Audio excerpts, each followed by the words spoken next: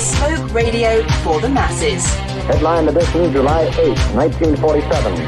The Army Air Forces has announced that a flying disc has been found and is now in the possession of the Army. If the game is rigged, change the game. Game changer. I occasionally think how quickly our differences worldwide would vanish if we were facing an alien threat from outside this world. This is Fade to Black with your host, Jimmy Church, on the Game Changer Radio Network and KGRA, the Global Radio Alliance. I need your help to get to the year 1985. You're listening to Fade to Black with Jimmy Church on the Game Changer Network. Welcome, Fade to Black. Bespoke Radio for the masses. Yeah, man. How you doing? How you doing? Today's Tuesday, November 9th, 2021. 312 days into the new year, only 53 days left.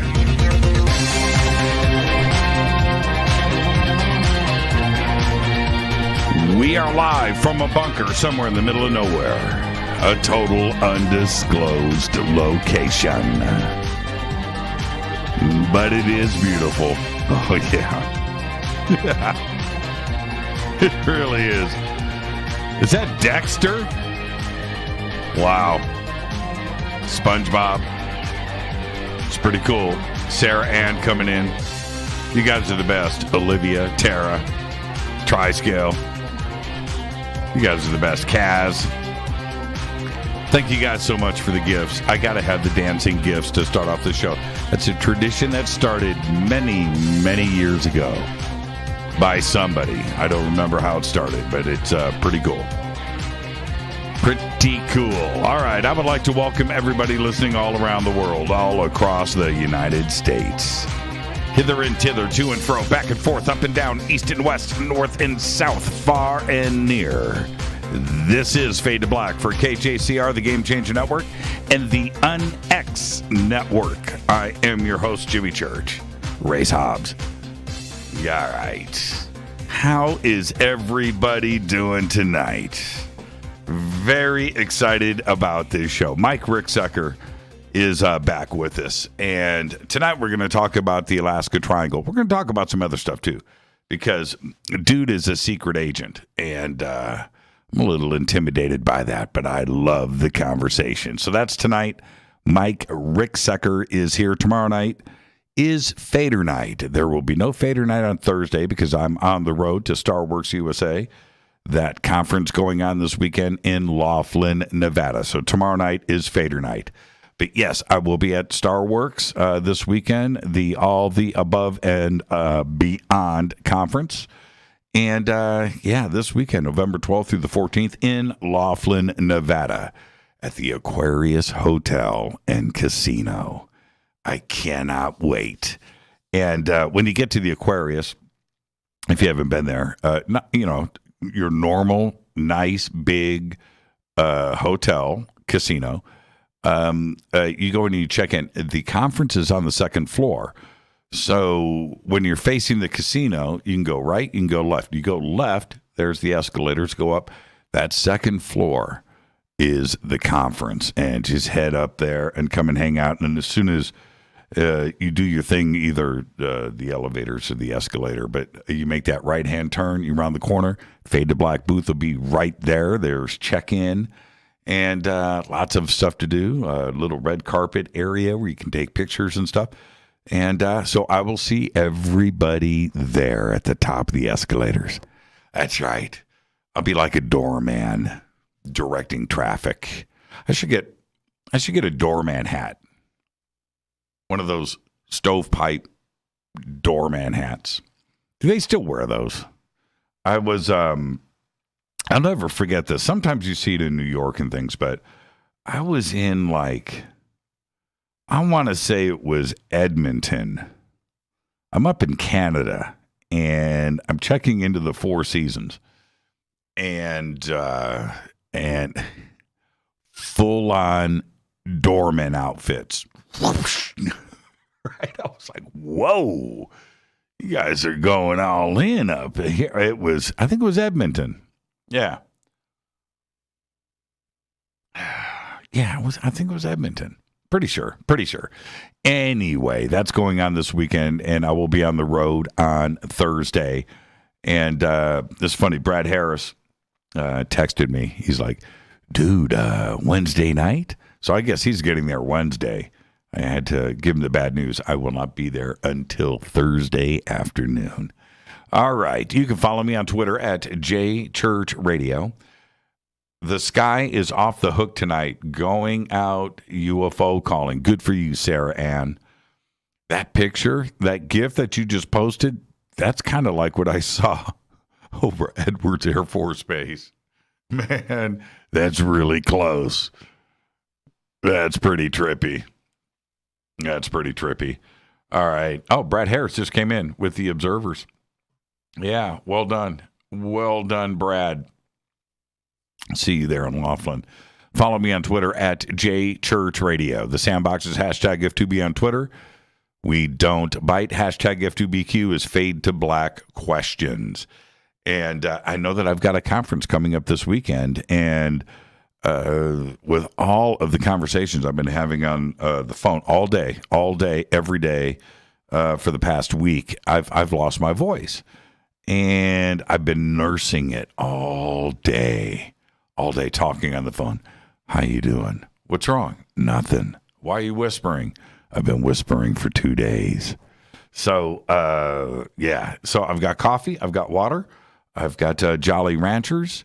And that's my med bed. That's what I am doing. I'm trying to save myself for the conference because I'm going to blow this thing out. I've got to open the conference on Friday morning. That'll be fine. I'll get through that. The variety show thing Friday night, I should be fine. But Saturday's the day where I won't have any pipes. And then Sunday. So I've got to go in moderation. My excitement is here. I can pump it up and I can get loud. I'm not tired. I just have to talk differently to keep my voice. Okay? It's really that simple. Let's get to the breaking news. General Electric, one of the most storied brands in corporate America, will split into three standalone companies focused on healthcare, energy, and aviation. A long symbol of American ingenuity, the industrial powerhouse has put its stamp on products ranging from jet engines to light bulbs, kitchen appliances, to X-ray machines. The 130-year-old conglomerate traces its lineage back to Thomas Edison, and most recently was featured on 30 Rock. Yeah. GE's stock surged today with the announcement, up 17% before settling down at a plus 6% gain. 30 Rock. Microwaves. Remember the mini microwave on 30 Rock? That was good stuff. All right. Well, let the conspiracy begin. Yeah, it's going down. California Governor Gavin Newsom's last public appearance was October 27th. I'm not making this up. When he received a coronavirus booster shot. Then, only 2 days later, on October 29th, Newsom cited family obligations and abruptly canceled his much-anticipated trip to Scotland to attend the 2021 United Nations Climate Change Conference. And he hasn't been seen since. Seriously. I'm going to leave it right there. Yesterday, Heinz revealed its first bottle of Mars Edition ketchup. Ketchup. Is it ketchup or is it ketchup? A sauce made from the same premium quality tomatoes as used in its popular Earth-based edition, but grown in the same harsh conditions as found on Mars. More than just a new label, the Mars Ready condiment is a product of 2 years of research conducted by a team of astrobiologists at the Florida Institute of Technology's Aldrin Space Institute. Yeah.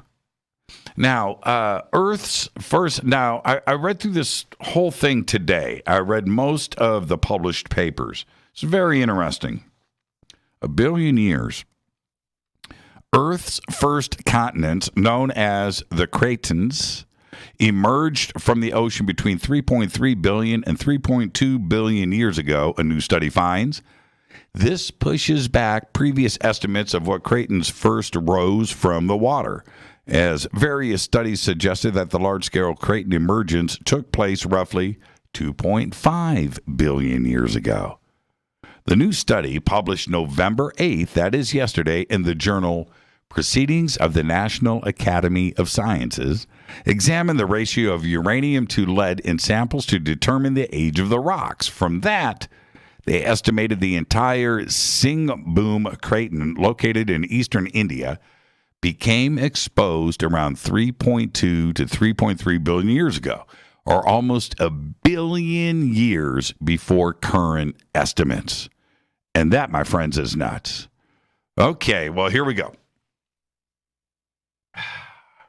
A team of international scientists, including researchers from the Australian National University, have unveiled the largest number of gravitational waves ever detected. The discoveries will help solve the building blocks of matter and the workings of space and time. The study, published today on Archive, that's ARXIV, Archive, made 35 new detections using the LIGO and the Virgo observatories between November 19th and November 2019 and March 2020. This brings the total number of detections to 90 after only 3 observing runs between 2015 and 2020. Absolutely amazing. It was Einstein that predicted gravitational waves. Think about that, Kip Thorne. That's all I got to say. Let's get the show cracking. Happy birthday to today, Ryan Murphy, Warren Central High School, Indianapolis, Indiana. Ryan Murphy is 55 years old. The Hulk, Lou Ferrigno, today is 69. Our dead guy's birthday today is Hedy Lamarr, 1914 to 2000, died at the age of 85. Most remember Hedy as a film star, and I get that. Her greatest probably was Delilah in Cecil B. DeMille's Samson and Delilah, but she was also an inventor at the genius level. She was beautiful, too, stunning. At the beginning of World War II, she and composer George Antheil developed a radio guidance system for Allied torpedoes that use spread spectrum and frequency hopping technology to defeat the threat of jamming. Although the U.S. Navy did not adopt the technology until the 1960s, the principles are incorporated into Bluetooth, into GPS technology, into CDMA, and Wi-Fi. This work led to their induction into the National Inventors Hall of Fame in 2014. Hedy died in Castleberry, Florida on January 19th, 2000 of heart disease. She was 85 years old. Hedy Lamarr changed the world. On this day in history, OTD, 1989. Man, I remember this like it was yesterday. East German officials opened the Berlin Wall, allowing travel from east to west Berlin.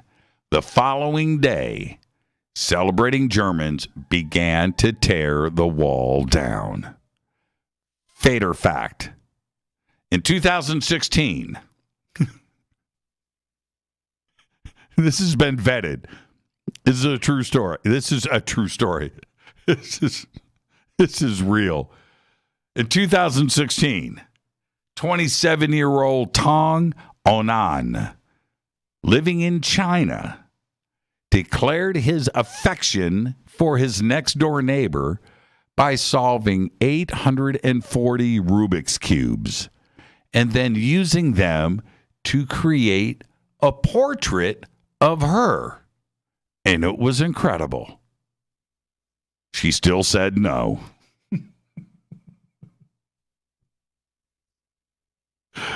Seriously. Oh, man. Tonight, very special guest. Mike Ricksecker is here. And tonight we're going to be discussing his TV show, The Alaska Triangle, and which is wrapping up its second season. We're going to talk about all of that tonight and do a pretty good deep dive into it. And some other stuff, too, because Mike is a secret agent. Yeah. Tomorrow night is Fader night. Open lines all night long. No Fader night on Thursday. The UnX Network will be having a best of replay there of Fade to Black. And everything else will just be a repeat of tomorrow night. That is on a loop, right? You know, it's on a loop. It's always playing. It's on a loop. Maybe I'll pick something out. Maybe I'll do something. All right. Anthony just tweeted out 22 seconds ago. What's going on, Jimmy? Tuning in from Houston, Texas. What's going on? I don't know. Yeah, that's it. Kaz, you are so good. Isn't that incredible? That's my man. That's my man right there. What's his name? Tong Anan. That's him right there. She still said no. Oh, man. Just heartbreaking. My man. Anthony's going to get a like on that. And thank you for that, Cass. That's pretty cool. Right on. Okay. Where am I? Oh, yeah. River Moon Coffee. Oh, man. I worked out the perfect grind today.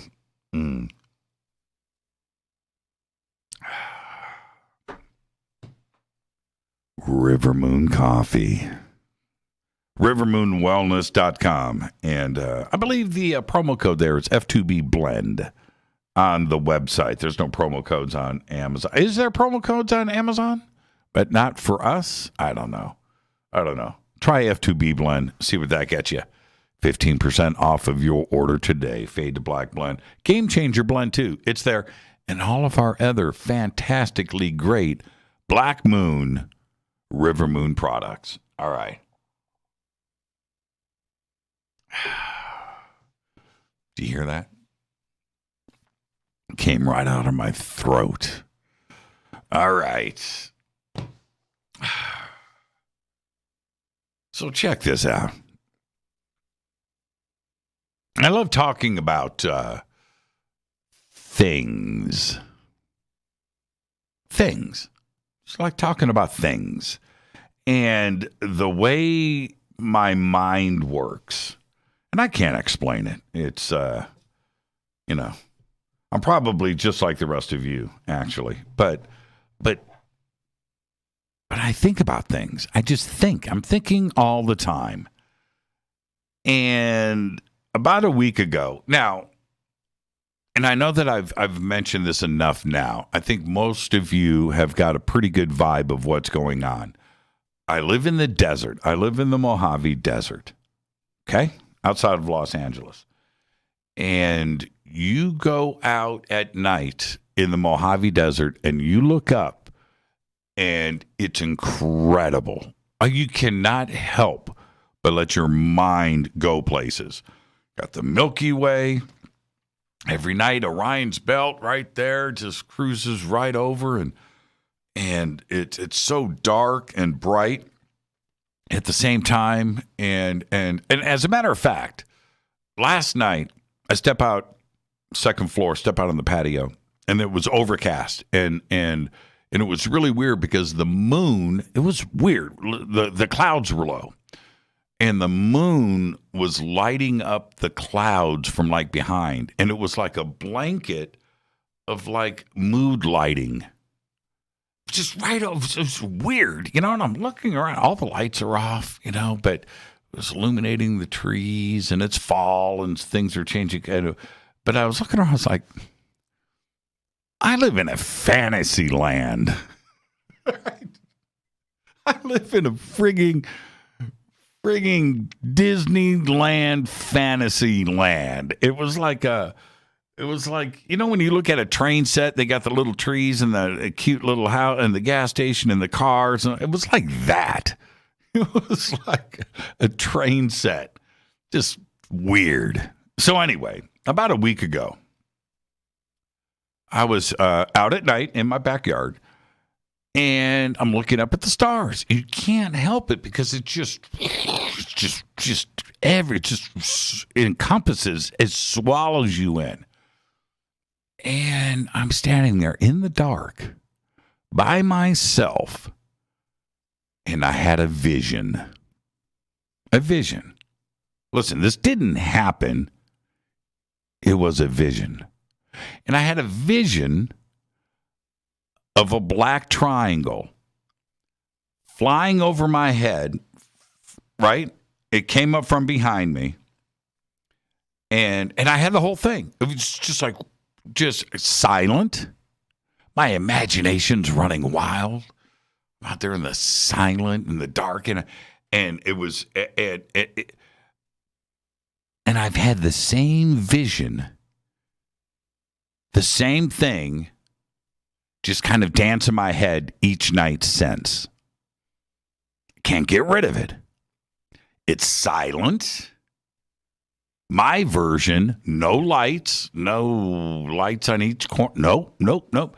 Just a shadowy black triangle cruising over my head, catching me by surprise, and then silently going towards Edwards. But here's the thing. Am I manifesting something? Right? I can't get rid of it. And it's fun. It's a complete vision. It's there, and I keep just no video. I don't grab the video cam, nothing like that. I just watch this shadowy triangle go through the black sky. Am I manifesting something? We all know it's a fact. It's a fact. You can manifest whatever you want. You can do that. Am I manifesting something? Okay, so here's the deal. So I've now completed the thought. I've come full circle. And kind of did this last night. So, you know, I do it again. It's fun. You know, it's like, man, is tonight the night? Right? Where this thing happens. But, and then I thought, you know what? I'm going to tell everybody this fun little thing. Am I manifesting it? Because in the future, not now, not in the now, but in the future, if I come at you with some black triangle story, is it BS?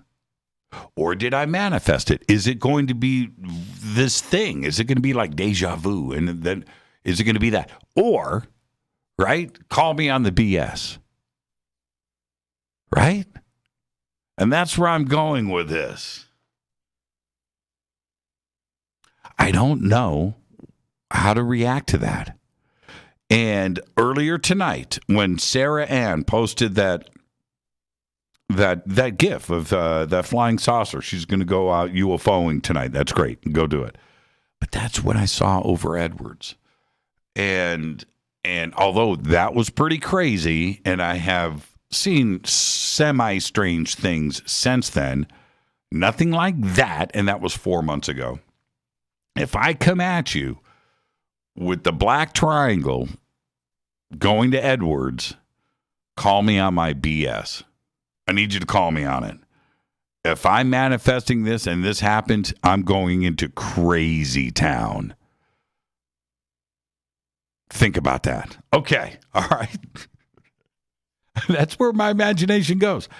A couple of years ago, back in Burbank, our next door neighbor, Mikey, and a young kid, I watched him grow up from 11, 12 years old, to 20, 22.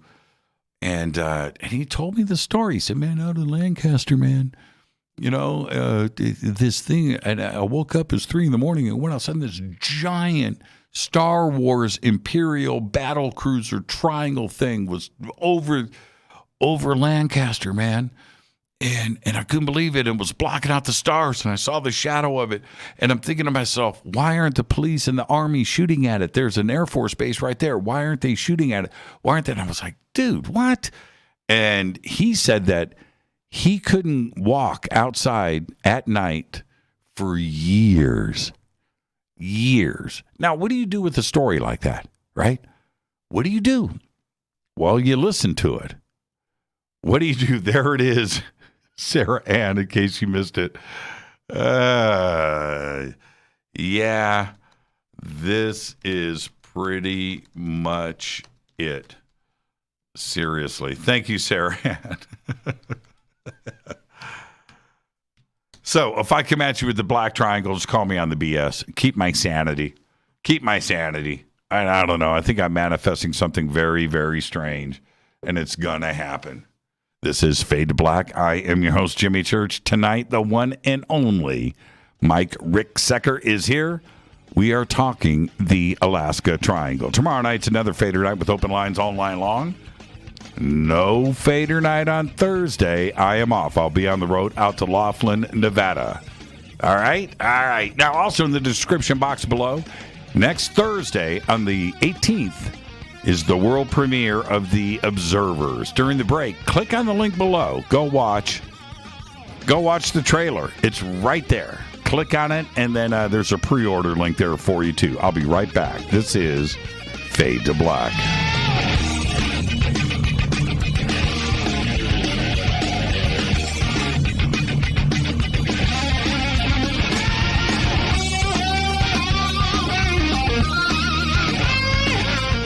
This is Nicole Church, daughter of you-know-who, and you're listening to Fade to Black on JimmyChurchRadio.com and the Game Changer Network.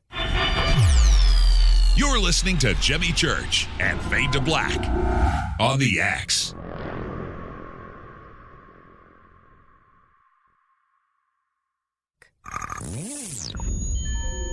You're listening to Jimmy Church, Fade to Black. Fade to Black will now pause for alien identification. The station that talks the net.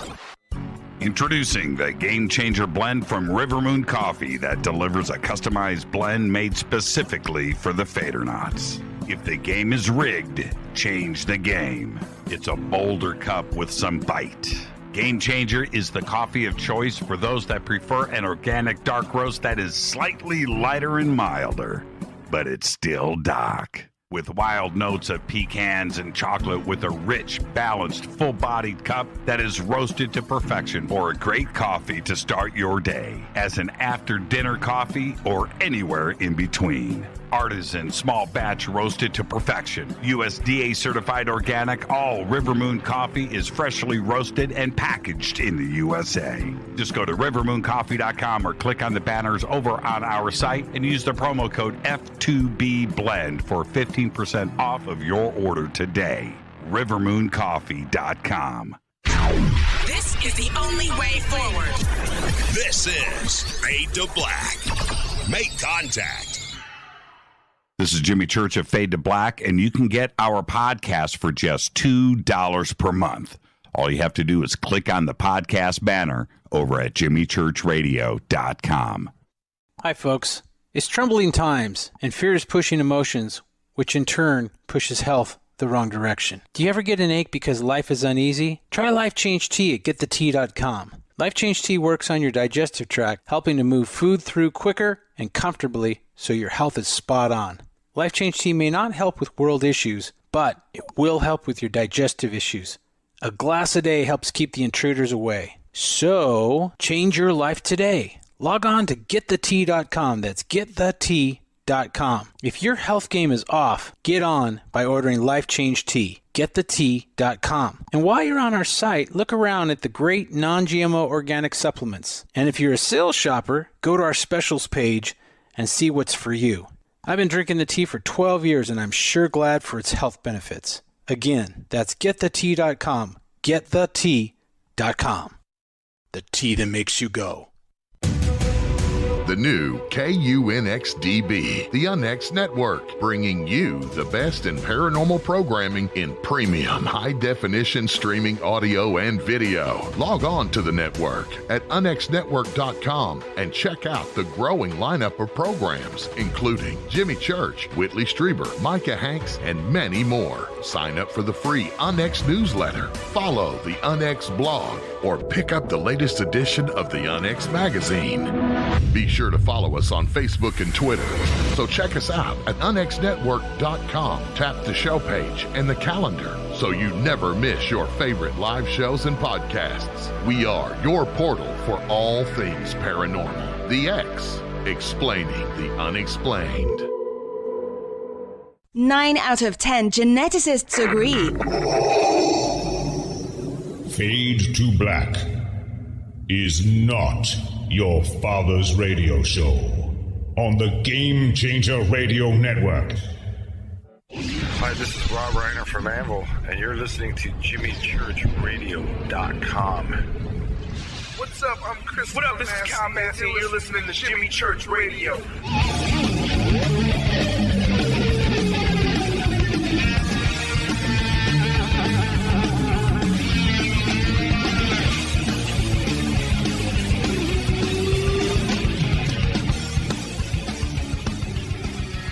All right, welcome back, Fade to Black. I am your host, Jimmy Church. Tonight, Mike Ricksecker is here. We're going to be talking about the Alaska Triangle, a lot of other stuff, though. I'm going to get it out of Mike, for sure. I've got the conversation lined up right here. Tomorrow night is another Fader night, open lines all night long. Thursday night, we're off air. Taking the day off, I will be driving to Laughlin, Nevada, where I got to hang out with Mike a few months ago, and we'll be at the conference all weekend long for Starworks. Okay, well, tonight, Mike Ricksecker joins us. We're going to be talking about Travel Channel's series, The Alaska Triangle, which is wrapping up its season 2 right now, and his book, Alaska's Mysterious Triangle. Mike is the author of the Amazon best-selling A Walk in the Shadows, a complete guide to shadow people, 8 historic paranormal books, and the esoteric tome, Alaska's Mysterious Triangle. He has appeared on multiple television shows and programs as a paranormal historian, including Travel Channel's The Alaska Triangle, Discovery Plus's Fright Club, Animal Planet's The Haunted, Bio Channel's My Ghost Story. Wait a minute. Hold on a minute. Mike, let's do it. What network have you not been on? That's a good question. Okay. What haven't I been on? I mean, a few. Okay, a few. There's 200 channels. Mike's been on them all, except for 3. And he is so busy. We were talking about this earlier, about how busy life can be, and he is certainly very, very busy. But his little thing that he runs, it's called Haunted Road Media, and that YouTube channel, he's doing that. He's the producer and director of the docuseries The Shadow Dimension, available on the rest of the streaming platforms.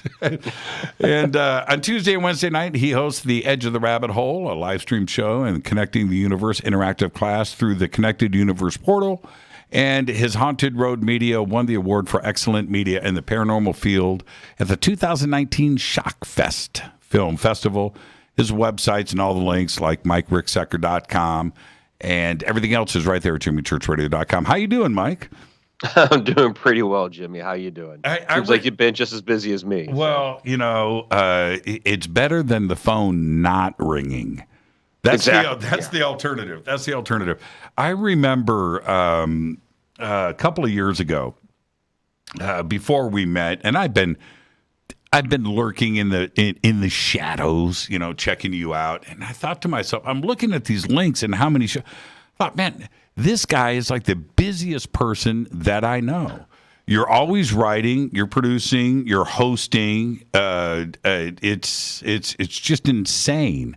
And it's your previous life that I'm also very interested in.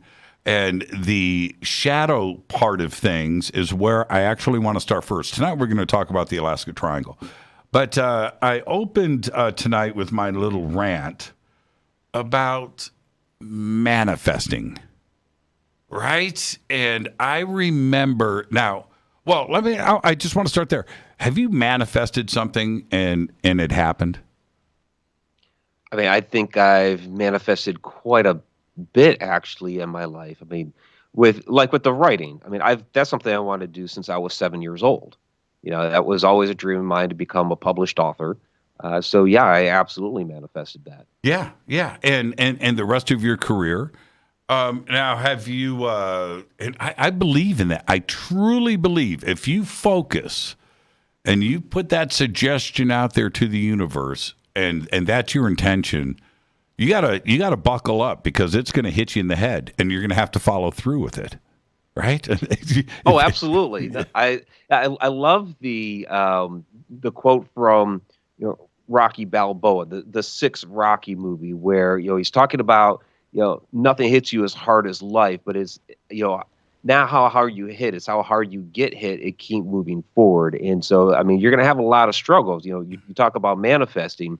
Yeah, you can manifest all of this, but you're going to have your struggles, you're going to have your challenges, and you have to keep pushing forward. You've got to complete. If the opportunity's there and you manifested it, then you got to follow through. You can't drop the ball, right? And that's it. Yeah. And like you've manifested this rat's nest of activity. You've got stuff coming at you in all directions. You're always somewhere doing something, whether it's on location or a live show. You are always, or writing a book. You're always moving.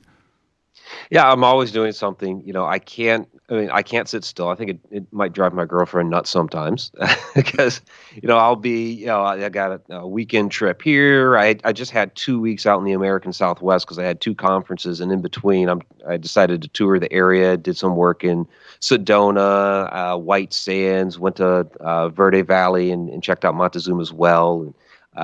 So yeah, it's whatever I can possibly do because life is short. We're only here for a limited period of time, and so I'm trying to do as much as I can in that short period of time that I have, collect whatever information I can, and pass that on to the next generation. Hopefully, they'll pick up the mantle and keep going with it. Now, have you manifested a paranormal or supernatural event?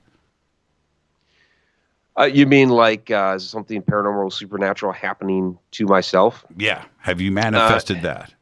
Yeah, it had been we've talked before about my shadow experiences. Uh-huh. I've had those ever since I was a very young child, but when it came to a full-fledged apparition, a full-bodied apparition, I had only seen like bits and pieces, like a white wisp, or maybe what looked like a ghostly hand or something like that. I'd never seen the full thing, and so that was something that I had always wanted to see all the years that I had been investigating the paranormal, and that finally happened a couple of years ago. And we talked about the story last time I was on, where the rolling black smoke actually morphed into the apparition of a little girl. The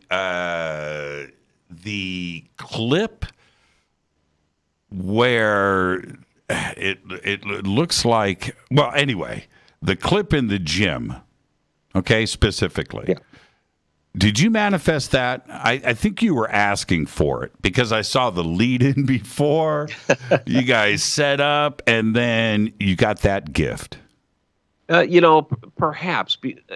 That school was very active. We'd been capturing a number of EVPs. There were footsteps coming from a second floor that didn't exist. And we always heard a lot of activity coming out of that gym. So yeah, as we're panning the camera, it seemed like something had been playing with us back and forth across that gym. So as we were panning the camera, yeah, we were asking for it to interact, and it manifested there right in front of that door. Do you have a smart home? I mean, I have some smart home devices set up. Yeah, I had I'm not going to say her name because she'll turn on right here on my desk. Right. But to turn on some lights and things like that. Not as much as other people have set up. I'm adjusting things right now. It's just weird, and this is part of the manifesting, and I'm convinced that I have a ghost. Okay, there's been some paranormal activity here, and there has been some strange things, and now it's kind of leaked into everything. You're a paranormal investigator. I've got stuff moving. I've got shoes dropping off of shelves. I've got that poster. Maybe you can see it. There's an I Want to Believe poster right here. Fell down. I can't quite see it, but okay, fell down. I've got poster board foam core under there that was in the middle of my floor the other day, just leaning up against the wall the night before I come in. It's in the middle of the floor. And it's leaking into electronics now. And it's like bizarre. And like this smart home, it's bad. And I don't know if I'm manifesting this. I don't know if it goes from thinking about Slender Man, right? And tripping on it to Slender Man walking through your house. Is that something that you manifest? There is that idea of the thought form. So there's another term that we use for that as well, called the tulpa. And so it's that idea that you put enough of that energy out into the universe that you can actually create your own sentient being. And we've seen some different cases of this, like with Walter B. Gibson, who wrote by the name Maxwell Grant, the old shadow stories. And so from the 1930s pulp fiction. And in his old home, after he had moved out, people were reporting a haunting. They would see a shadowy figure with the hat in the house. And it's believed that this figure was actually the shadow that he was constantly writing about in that house. You and I talked about this, some classifications. And I have heard about the dude in the fedora from hundreds of people. And I mean, not once, not twice, not in fast. It's like all the time. I saw a ghost. What'd you see? Dude, it had a fedora walking down the hallway. The fedora. You've had the same experiences. And which goes back to what you're referring to here. And is this manifest? You read about it, you hear about it, and you just work it up, and the next thing you know, you're creating it. It's real, but it wouldn't have been there if you didn't manifest it. Yeah, in a lot of cases that happens. Now, there are other beings that, and it's not just the fedora. I mean, there are a lot of ones that are seen with the fedora and the trench coat, sometimes a top hat and a cape, some other different style hats as well. The fedora is the most common. Some of them are their own beings. Sometimes they may be time travelers. Some, may actually be ETs. But there are these ones that also, like you're saying, Jimmy, are self-manifested, that are these thought form tulpas. And I'm going back to my own little experiences here, that what started off with, shoes falling off of the shelf, and the next thing you know, I'm saying, "Hey, ghost, it's cool that you're here." And I'm verbalizing this stuff out in the open, and it's probably not the best thing to do. And I thought it was cute, right? I just thought it was cute. It's cute, and and you're encouraging it. You're like, okay, that's cool, that's fine. And I've had some cute things around here. I walked into the bedroom the other day, and there's a dishwasher tab on the middle of the bedroom floor. What's that about? Crazy. And how does that get there? Exactly. How does that get there? I mean, it wasn't me. It wasn't Nicole. That's right. And I said this the other night on the air, and I really mean this. In my world, nothing should move unless I move it. Right. That's it. Right. What's the alternative? Right. Somebody hit me with that. Give me an answer. Right. No, if you if you can't explain it naturally, then it's what we would call the supernatural, of course. Yeah, I love it. I love it. I love it. So what I was talking about in my little rant was something that we're going to be talking about tonight, and that for the past week I've had this crazy, and it's just my imagination. It's no big deal, but I had this thing. I'm out here in the Mojave Desert of this black triangle, coming over my head, not lit up, a shadow, black triangle goes through the sky. And now every night I've been going out and looking at the stars, and the stupid little thing, my imagination is popping back into my head. And now I'm wondering if I'm manifesting something. And we all talk about that consciousness connection, right? To ET craft and to orbs and calling them in and CE5s. Am I asking for this? And if it does happen, should I be surprised? Right? Well, I would think at this point you shouldn't be surprised. I mean, you've been talking about this for how many years, and these things pick up on your energy and on your intention. I definitely believe in the power of intention, and if you're going out there with that intention, or even if it's just in the back of your mind subconsciously, because you've already thought about it, they can pick up on those thoughts. They're all you're talking about frequency, wave patterns with resonance. And these things are picking up on that. Yeah, the universe is connected. That's it. Absolutely. Connected universe. Yes. It is absolutely connected. One of the things that we know that it's like the most abundant thing in the universe, EM, right? EM. That's it. That's and that has to be connected at the speed of now. And it's in our bodies, it's in our planet, it's in rocks, it's in everything. So why would we assume that it's not connected, right? It's absolutely connected. And one of my favorite photographs of the universe is from the Chandra telescope, and you can see between galaxies these long strands of energy and gases. All these galaxies are connected. They're connected to us. Everything's connected, just like you're saying. Now, the Alaska Triangle, Alaska's Mysterious Triangle was the book. The series is now in its second season. Can you take me back before the first season started, between the book and the series, and how that happened? Yeah, absolutely. So Wild Dream Films reached out to me. They had actually come across one of my YouTube videos on the Haunted Road Media YouTube channel, which actually had to do with portals and hauntings that are manifested through portals and the Earth's energy grid. Apparently they liked the video. It was funny because it was one of the least viewed videos that I had on the channel at the time. But they reached out to me because they liked the information. We started chatting a little bit, about, the Earth's energy, vortices, portals, all of that. And then they started asking me some questions about how that manifests in Alaska. And so it popped right out of my mouth. Oh, you're probably referring to the Alaska Triangle, because I had been stationed up there for 3 years as a young airman, 1992 to 1995, when I was in the Air Force, and it just instantly clicked.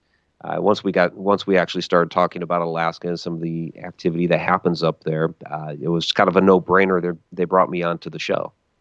When we talk about, I've got Alaska pulled up here. The triangle itself, and then we're going to back up to where we are. But for the audience, and they're going to do the same thing, they're going to Google map this. What are the three corners, the 3 points of the Alaska Triangle? Yeah, 3 corners start. The southernmost point would be Juneau. The point in the middle would be Anchorage, and the northernmost point would be the town that was once known as Barrow. It now begins as a U, and I cannot pronounce the name because it's a old Inuit name. But those are the 3 corners of the triangle. Now, that doesn't mean that the activity is contained, specifically within that. It extends out. It's more kind of almost circular in nature, but we tend to pick 3 major points to say this is the general area. Now, when you were stationed up there, what were the rumors like, and did you hear about the abductions in Anchorage? Yeah, so we didn't refer to it really as the Alaska Triangle back then. It's a little bit more of a modern term, but there was all kinds of strange activity that would happen in Alaska. There were rumors of the UFO activity and whispers about that. I will say I was not witness to any up there while I was stationed there, but guys talked about it on base. There's no way you can get around not talking about it. Even just strange, bizarre things that would happen. Like, a few months after I had gotten up there, there's a plane taking off from the Anchorage airport, and all of a sudden the engine fell right off the airplane and into a supermarket parking lot. Absolutely bizarre. It's even more bizarre than that is nobody got hurt. It fell into the backside of the parking lot. Shrapnel rained down into people's homes and apartments right through the roof. Nobody hurt whatsoever, but still, here's this engine in the supermarket parking lot, and they turned the plane around and went back. Just crazy, bizarre things like that would happen up there. And then, of course, you have all the strange disappearances. Missing airplanes, missing people. 16,000 people have gone missing in Alaska since 1988. The most famous is the Boggs Begich disappearance in 1972. You're talking about the Speaker of the House and an Alaska congressman. Still to this day, they have no information as to what in the world happened to them. And it's so big, and we bought it for like $2 million too as well. That's yeah, it's huge. People don't even think of it, but it's 2.5 times the size of Texas. But when we look at a map of the United States, they just stick it down in a little box in the corner. So it's like, oh yeah, we have Alaska too, but it is massive. It is massive. It is massive. Now, going back, I want to touch upon Anchorage. I did the deep. This is before the movie. It started to hear these stories about alien abductions happening in Anchorage and contact. Did this stuff make the news? Was this out there? I mean, at the time that I was there, it wasn't really in the news so much. You kind of had this period of time where, talking about UFOs was taboo. So you didn't see it in the news so much then. But you heard people really talking about the older cases. About the UFO sightings around Kodiak, because it was the military, it had to do with the Navy, those sightings. And so those were kind of, making the circles around us, as far as and you can't get around the 1986 Japan Airlines. The Japan Airlines. That was big. The Reagan administration was involved with that. So of course we heard about that as well. And before we get to the break, as you started to put the book together before the series, and you start investigating this, were you aware of, and you start to pinpoint and see geographically where this action is taking place? Is that how the Alaska Triangle started to manifest itself? Yeah, over the years, people started to put together that you have all this bizarre activity happening in that area. Now, we get the triangle term, of course, from the Bermuda Triangle. That's when we really started using that term. And then we started discovering over the years there are other locations around the globe that have this strange activity, like the Dragon Triangle there near Japan, Bridgewater in the Massachusetts area, Lake Michigan, where you've had all kinds of crazy missing boats and airplanes. The same thing, people were realizing this is going on in Alaska too, and you just start adding up those numbers and just the strange, bizarre stories coming out there. It's like, okay, this is one of those areas too. And when we talk about 18,000 or 18,000, 19,000, or how many missing people since 88? Yes, 16,000 people since 1988. 16,000. And is this, in a general sense, in the area of the Alaska Triangle? Yeah, and And that's the big deal, is that it is, while it's a number that is for the state of Alaska, you look at where the disappearances are, and they are within primarily that region of the triangle. Now, how crazy is that? I mean, even for you. I mean, do you start to step back and go, okay, something is really going on here? Oh, absolutely. Because you think of 16,000 people. While that might not, you're talking 30 years time. If you're talking about a more populous state like California, Texas, New York, it might not sound like a big number, but there aren't that many people in Alaska. It's a pretty sparsely populated state, so that number becomes infinitely huge. So the percentage of the population that has gone missing since that time, it far exceeds any other state. Now, when we come back, I want to talk about some more of these interesting cases in that area, and then, of course, what you chose to cover in the TV series. And congratulations, by the way. 2 seasons is a very big deal. So congratulations on that. Let's take our break right here. This is Fade to Black. Our guest tonight, Mike Ricksecker. We are talking about the Alaska Triangle, and we're going to talk about some other stuff too. I guarantee it. This is Fade to Black. I'm your host, Jimmy Church. Stay with us on the Game Changer Network and the UnX Network. We'll be right back after this short break. Stay with us.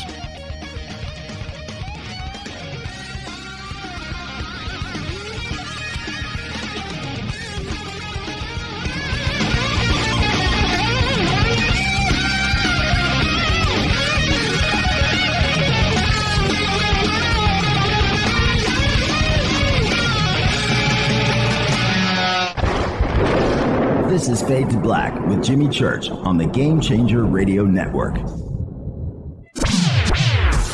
Your 1 million gigawatt paranormal powerhouse, KUNX-DB, The X. This is Billy Carson with ForbiddenKnowledge.tv. Forbidden Knowledge TV has just reached its 1-year anniversary. That's right, 1 year. And as a show of appreciation, we are giving all new subscribers a free 30-day trial of ForbiddenKnowledge.tv. That's 30 days to binge watch thousands of movies, documentaries, conferences, workshops, lectures, yoga classes, meditation courses, and so much more. So log on to ForbiddenKnowledge.tv from your computer or mobile device, or get the Forbidden Knowledge TV app on Apple TV, Roku, Amazon, iTunes, or Google Play today, and use coupon code 30daysfree. That's coupon code 30 days free on ForbiddenKnowledge.tv today. Because you never got that pony you always wanted. Damn it. Jimmy Church and Fade to Black on the Game Changer Network. Listen, I know, and you know, that you've always wanted your first crystal skull. Or maybe you're a collector just like me, but you just don't know where to go to find the real thing. Then I met Carolyn Ford over at EinsteinTheCrystalSkull.com. Carolyn is the guardian of Einstein, one of the most respected ancient crystal skulls in the world. All of her unique skulls have been imprinted sitting with Einstein in his sacred lodge and are carved from the finest gemstone and materials. Imprinting is the process of receiving the ancient wisdom from the master skull or master computer, Einstein, the ancient crystal skull.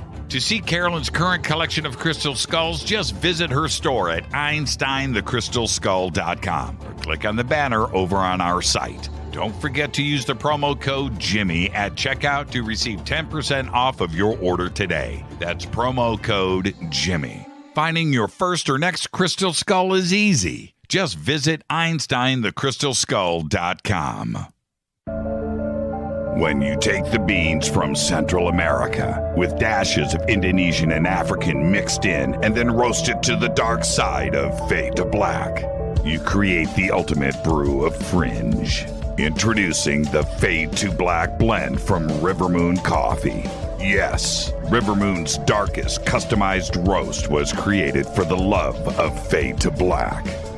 The alchemy of masterful roasting and smoking the beans is in every sip of this full-bodied, dark Java. I need my coffee dark deep with distinct bittersweet chocolate highlights, just like the bunker. Leaning further into the darkness of the roast is Fade to Black Blend from River Moon Coffee.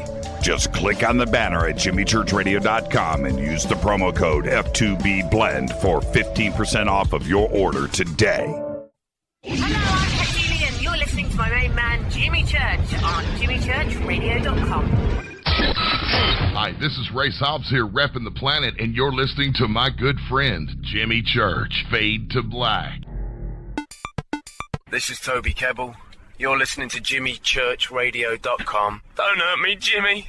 I'm only little. Hey, I'm Adrian Grenier. And this is Ari Gold. We're the Honey Brothers.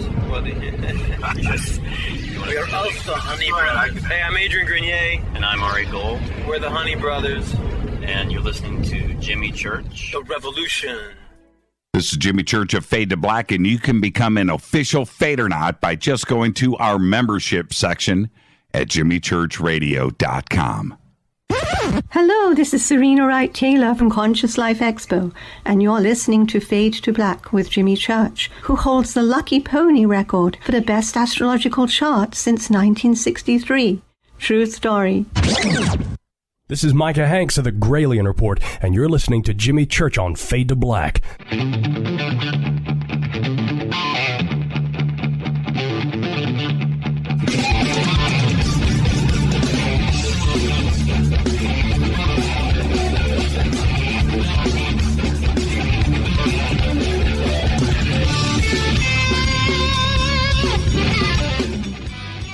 Welcome back, Fade to Black. I am your host, Jimmy Church. Tonight, Mike Ricksecker is back with us, talking about the Alaska Triangle. And check this out, Mike. Utqiagvik. That's Barrow, yeah. Yeah. That's the white DJ pronunciation. Utqiagvik, right? Yeah, that is a fantastic effort, Jimmy. Because anytime I try to say it, I just stumble over my own tongue. And good job. Thank you for that. I rehearsed it. I walked around in the studio during the break, repeating that. That is the northernmost tip of Alaska. Yes. I don't know. I'm going to take a guess here. 600 miles from Anchorage, right? It's all the way across the state, and then reaching over to Juneau and coming back down and completing the triangle. How many square miles are we talking about here? Oh, geez. I mean, what is that? I mean, you're talking hundreds of thousands of square miles. I do not recall the number off the top of my head. Yeah, it's an insane size. Yeah. It's truly an insane size. But it is the northernmost tip there in Alaska. Who co-stars with you? We're going to be talking about all of them tonight on the show. Oh, on the Alaska Triangle, our good friend Johnny Enoch is on the show. Hugh Newman, Andrew Goff. We also had, who else did we have there? We had Jeremy Ray from MUFON has been on there. So, quite a few. James Fox. Yeah, exactly. And is that one of the cool opportunities with the show is to bring in different guests each week? Yeah, what's been really interesting is you get a large variety of different people on this show. They have some local people there as well. Local paranormal investigator has been doing some work there on the show. Mike Cook. I've never personally met him, but they introduced him this year, and so it's nice to see other people get some recognition and see how they work. Now, everybody's got a different approach, and Jeremy, who I love, we actually hung out together. We did, yeah, Laughlin. I forgot about that. Yeah, that's right, the three of us. Jeremy's got a very unique take on things. Johnny is about as crazy as it gets, and he's one of the smartest people that I know, and he's got an interesting view. And you, how do you look at yourself in this team? Are you the black and white pragmatic guy? Perhaps. Well, I say that, but what they had me doing on this show was a little different than perhaps what I normally do. So, as a paranormal investigator, I'm specifically in a location. I do a lot of historic research going into a location, and then of course I have the different equipment and devices, a lot of cameras. And what they had me doing for this television show was they basically stuck me on the side of a mountain with a couple of dowsing rods and an EMF detector and said, find us a telluric current, find us the Earth's energy grid. And, it was really a shot in the dark approach. Now, they had me up there all day, asking questions, doing an interview and all that. And then, as we're dead tired from all of that, they're like, let's find this. Okay, let's do it. And sure enough, I did find one of those energy lines going from the top of Flat Top Mountain all the way down to Anchorage. I could draw a line. And so our shot in the dark approach actually worked. And I love Johnny Enoch for this too as well. There must be vortexes, big ones, powerful ones all over the state.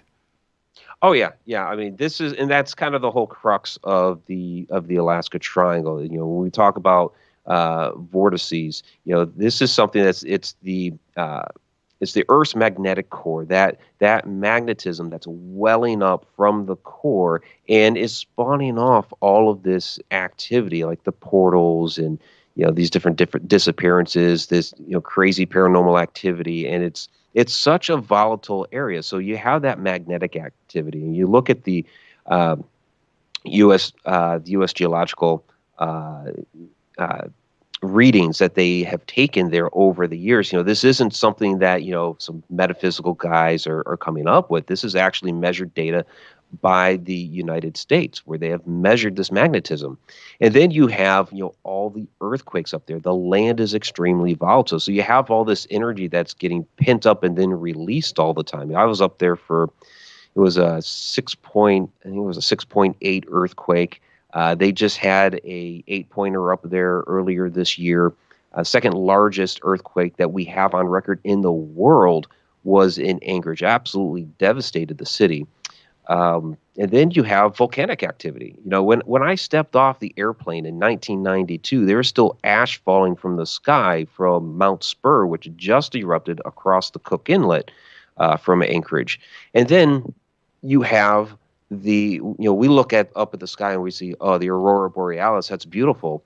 But what that is you have those solar flares from the sun, the electrons and protons, smashing against the ionosphere, creating that. And up in Alaska, that magnetic protection from the Earth is actually thinner. So you're getting hit with all of this solar activity as well. That's even energizing the area more. So you have all of this activity going on there in so many different facets that's no wonder there's so much craziness going on up there. Now, what and with a vortex, which are all over the state, and reports of this, and not just like a little vortex in your backyard type of vortex. We're talking about things that are generated by huge granite mountains and rocks and magnetic activity and everything else that is going on underneath Alaska that is forcing this stuff up to the surface.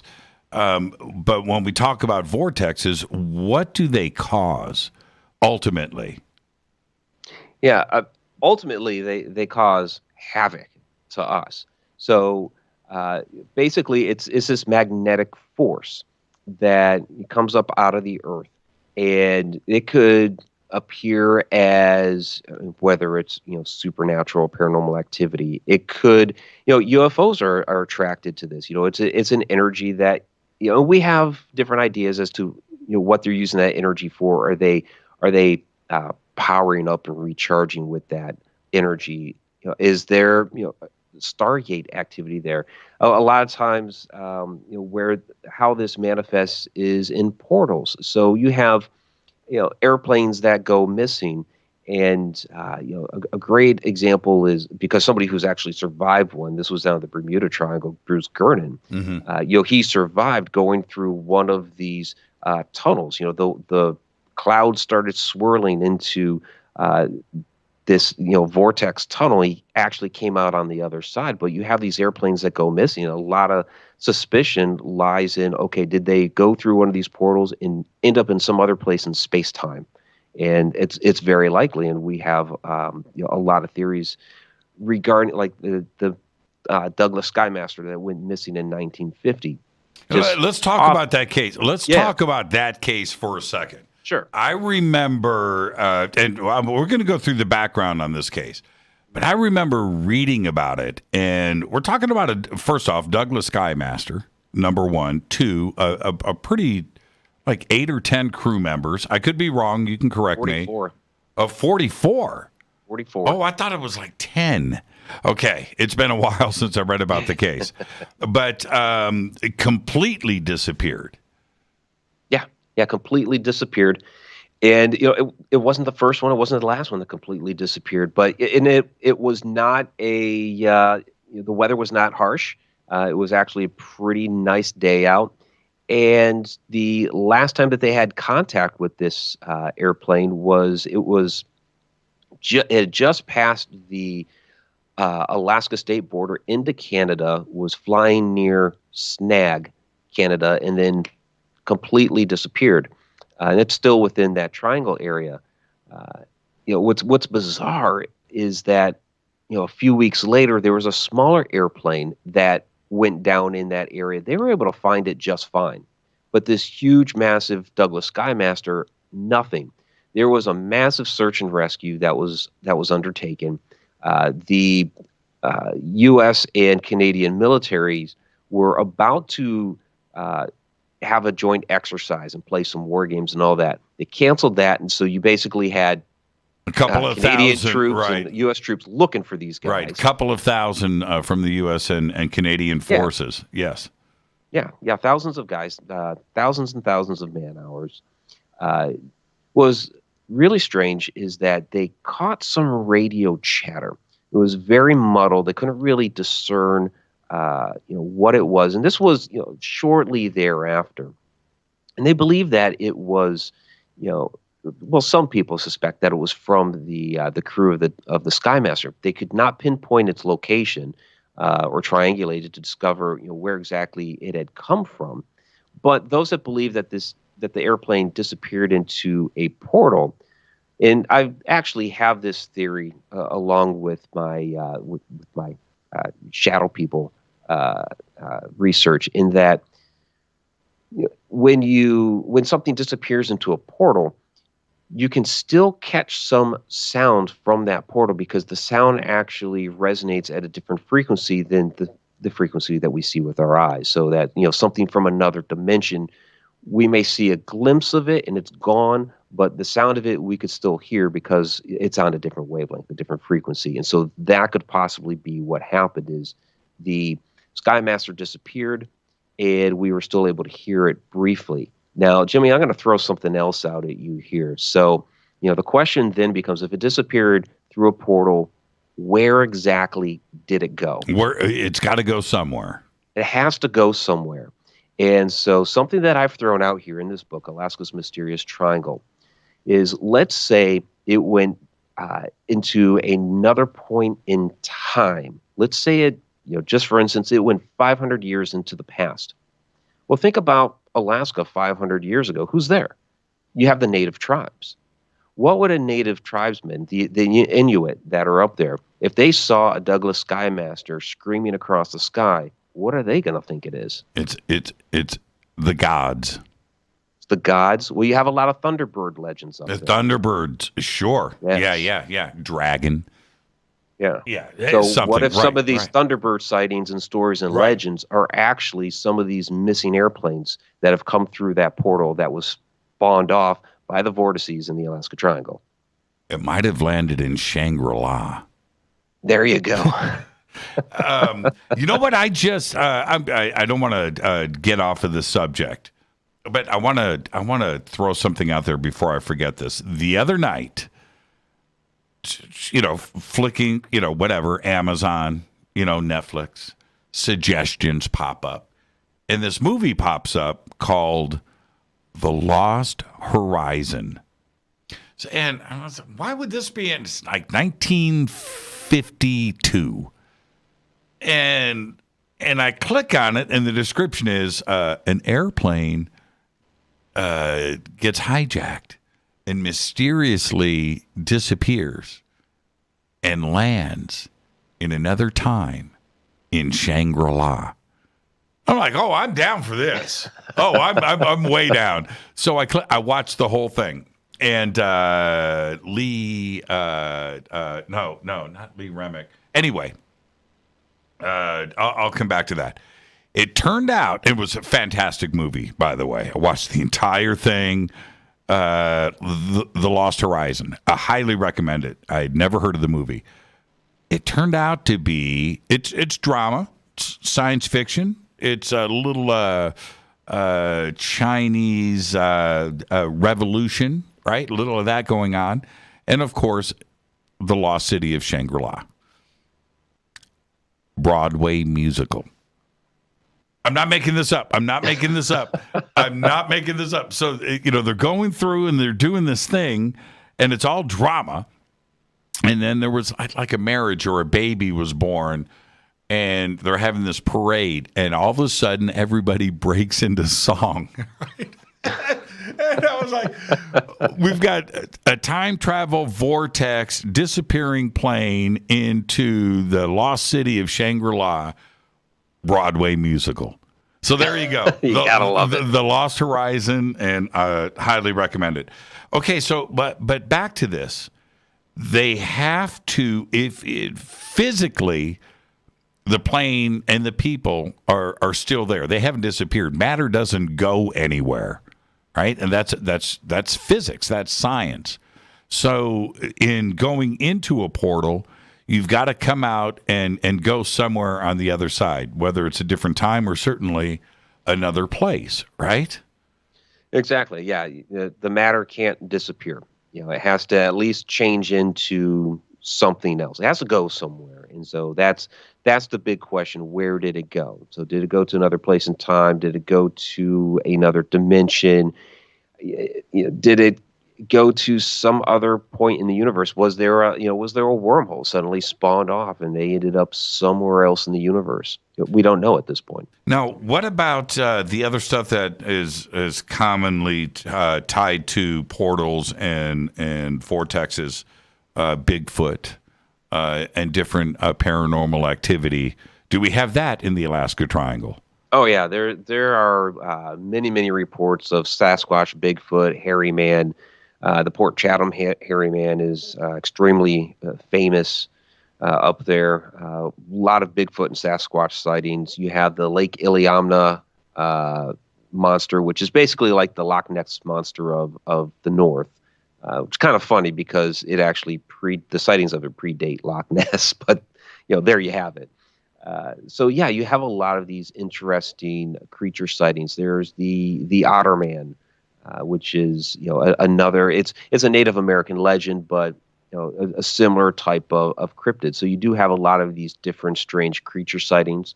You have ancient Inuit legends of giants in the area as well. And so I have a nice little section in the book on giant lore, which is quite interesting. So yeah, you have a lot of these sightings of these different interesting creatures up there as well. With all the time that you have spent up there, what have you personally witnessed? Have you Bigfoot prints? Have you had any sightings? Yeah, I mean, when I was stationed up there, that wasn't something that I was, really seeking the Sasquatch and what have you. So my experience is really, this is going to really surprise you, Jimmy, as I witnessed shadow activity up in Alaska. Go figure that, right? Do tell. Well, I mean, look. There's another part of Alaska that I really enjoy, and that is a lot of the people in Alaska. If you're not Alaskan, right, you're hiding from something. right? Yeah. You know what I'm saying, right? And so there's a lot of people up there that keep to themselves. They want to be alone. They don't want to be seen. And you do that for extended periods of time, long winters, right? Weird sun patterns and day patterns. And the next thing you know, your imagination is going a little bit whack. And you're also inviting in paranormal activity. And I would think that everything goes hand in hand. Yeah, it really does. And you're right. People do go up there to get away. It would be the first thing to get away from, whether it's family, your previous life. Yeah, a lot of people go up there to Alaska to just get away, or they might have an idea of I'm gonna hike Alaska for the year and live off the land. People will try to do that, and some of those people just legitimately go missing. Maybe it happens. Maybe they got eaten by a bear. And they're never found again. So you have legit disappearances like that, other than, the supernatural ones. But yeah, I had we've talked extensively about my shadow experiences. But when I was up there in Alaska, the Alaska Command Building, where I spent 2 of my 3 years, we were stationed in the basement of that building, which was a high secure, top secret area. And, it was one of those places that during the wintertime, with how little sunlight you get, if I didn't go out during lunch that day, I did not see the sun, because everything's just all boarded up. And that area that we were at in that basement, we would frequently see shadows just, darting down a hallway. Most of it was in the back office area, but we would see them out by the server racks. There was also this little room with some old equipment, way in the back. We'd see them back there, and it was an area that would get, you'd get really creeped out, especially where we were at in the back offices, because the lighting was not very good back there, and it just you would sense it and you'd feel it. Something's coming near you. Hair would raise on the back of your neck. You're like, okay, something's nearby. And then all of a sudden you'd see something dart down the hall or almost kind of peek around the corner. Very, very creepy area. And so there are all these legends and stories about how the building was, was supposed to have once been a hospital. And we were in the morgue area, and where we had our server racks and patch panels had been where the coolers were at, which made sense for, what we were witnessing. But in doing the research for this book, and of course I want to tell that story, it was once the hospital, we were in the morgue. And I come to find out it was never a hospital. The building was always used for command. So then it's like, okay, what did we actually witness down there? What did we see?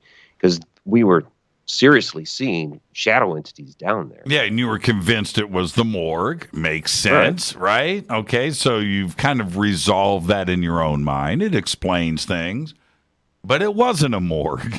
But it wasn't. 25 years later, discovering, okay, it wasn't a morgue. So what did we witness? And so that's, I started going down the rabbit hole of, okay, are we witnessing some sort of, time slip maybe? Because, that can be one of the manifestations of the shadows. Is maybe we were seeing personnel from the past or personnel from the future, and it's bleeding over into our place in space time.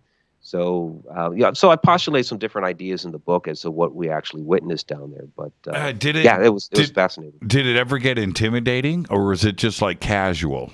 Casper? Well, it would creep you out. So like during the holiday seasons, we would split the shop in half. So half the personnel would take Christmas week off, and the other half would take New Year's week off. And so there was just a handful of people down there. And so when that would happen, when you're just kind of alone back there in the corner, and I was a young guy at the time, and all of a sudden this would start happening, I would just kind of venture out, go grab a drink, go into the comm center area where a couple other guys were hanging out, and just start chatting, because it's like, yeah, I'm gonna scoot out of here for right now. And what kind of work were you guys actually doing there? So this was I was a part of Worldwide Military Command Control Systems at that time. That was called WMIX. We later became GCCS, Global Command and Communications Systems. So we were basically a communications hub for top secret messages back and forth through basically funneling messages for command. Basically either maneuvers, running exercises, that sort of thing. So it was joint operations as well. So there were times that we had to go up to Fort Wainwright in the Fairbanks area. We had different machines up there and what have you. Did some joint exercises down in Fort Polk, Louisiana. So we did a temporary duty down there, and so we were in the same facility with the comm center, just the base communications. So it's a pretty, what I'm getting at here is a pretty serious atmosphere. The people you are working with, intelligent, serious, right? And you don't have any whack jobs. This isn't the motor pool, right? This is right. And so very serious people are seeing paranormal activity. How do very serious people talk about this? Do you guys talk about it in the open? I mean, it was one of those, it was kind of like water cooler talk, like when my supervisor first noticed that I noticed something, we're just kind of sitting down, talking, chatting, and I saw something out of the corner of my eye, move down the hallway from his office. And he kind of looks at me and it's just like, yeah, that happens here. Oh, man. Right? Did you see that? I did. Okay, moving on. Right? Right. Wow. Let's take our break. This is Fade to Black tonight. Mike Ricksecker is here. We are talking about the Alaska Triangle. Now, when we come back after the break, obviously, you know where I'm going next. We're going to talk pyramids. This is Fade to Black. I'm your host, Jimmy Church, Mike Ricksecker on the Game Changer Network and the UNX Network. Stay with us.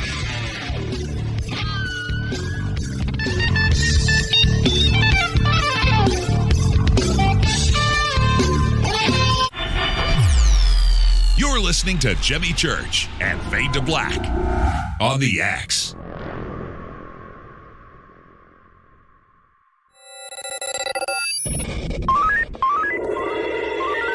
Way out here, we listen to Jimmy Church. You're listening to Fade to Black. Always on the edge of the hottest alternative talk. Jimmy Church with Fade to Black. ¿Qué tal, mis amigos? Yo soy Mario Carson, el tiburón, y los invito para que escuchen a mi buen amigo Jimmy Church Radio. ¡Claro que sí! The new KUNXDB, the UNX Network, bringing you the best in paranormal programming in premium high-definition streaming audio and video. Log on to the network at unxnetwork.com and check out the growing lineup of programs, including Jimmy Church, Whitley Strieber, Micah Hanks, and many more. Sign up for the free UNX newsletter, follow the UNX blog, or pick up the latest edition of the UNX magazine. Be sure to follow us on Facebook and Twitter. So check us out at unxnetwork.com. Tap the show page and the calendar so you never miss your favorite live shows and podcasts. We are your portal for all things paranormal. The X, explaining the unexplained. Fadernauts. When you think about the future of our country and where we're headed, do you wonder about the food supply? I do. Disruptions in the food supply chain could be disastrous, and they usually occur with little warning. That's why the smartest thing you can do today is to stockpile emergency food, water, and other essentials. I personally recommend My Patriot Supply. They're the nation's largest emergency preparedness company, serving millions of customers for more than a decade. In fact, they're the only source my family trusts for our preparedness plan. You should too. Right now, save 20% off a full 4-week supply of delicious meals that provide 2,000 calories a day. Saving 20% helps too, doesn't it? Especially now. So go to preparewithjimmy.com and get ready. That's preparewithjimmy.com. There's no time to lose. Do it now. Badernauts, when you think about the future of our country and where we're headed, do you wonder about the food supply? I do. Disruptions in the food supply chain could be disastrous, and they usually occur with little warning.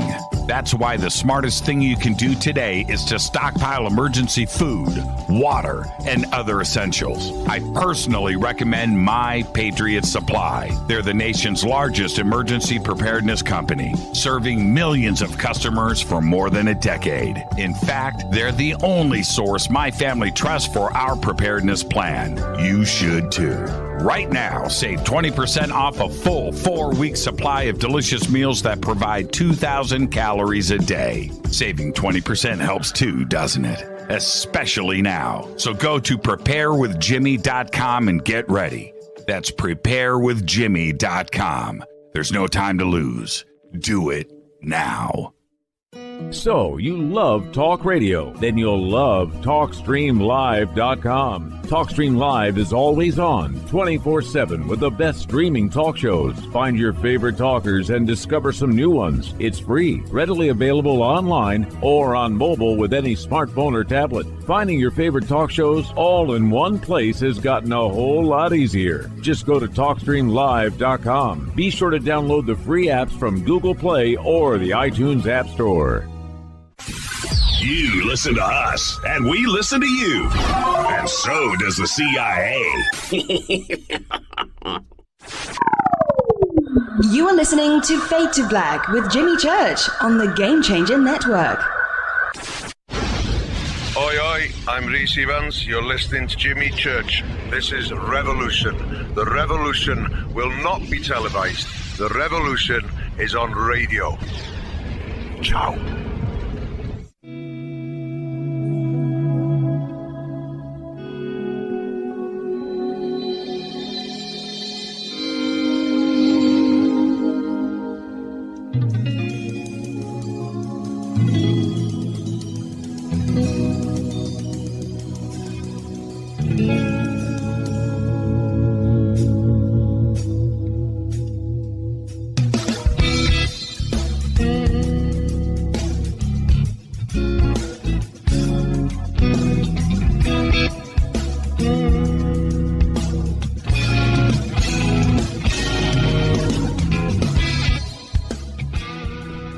Welcome back. Fade to Black. I'm your host, Jimmy Church. Tonight, Mike Ricksecker is with us.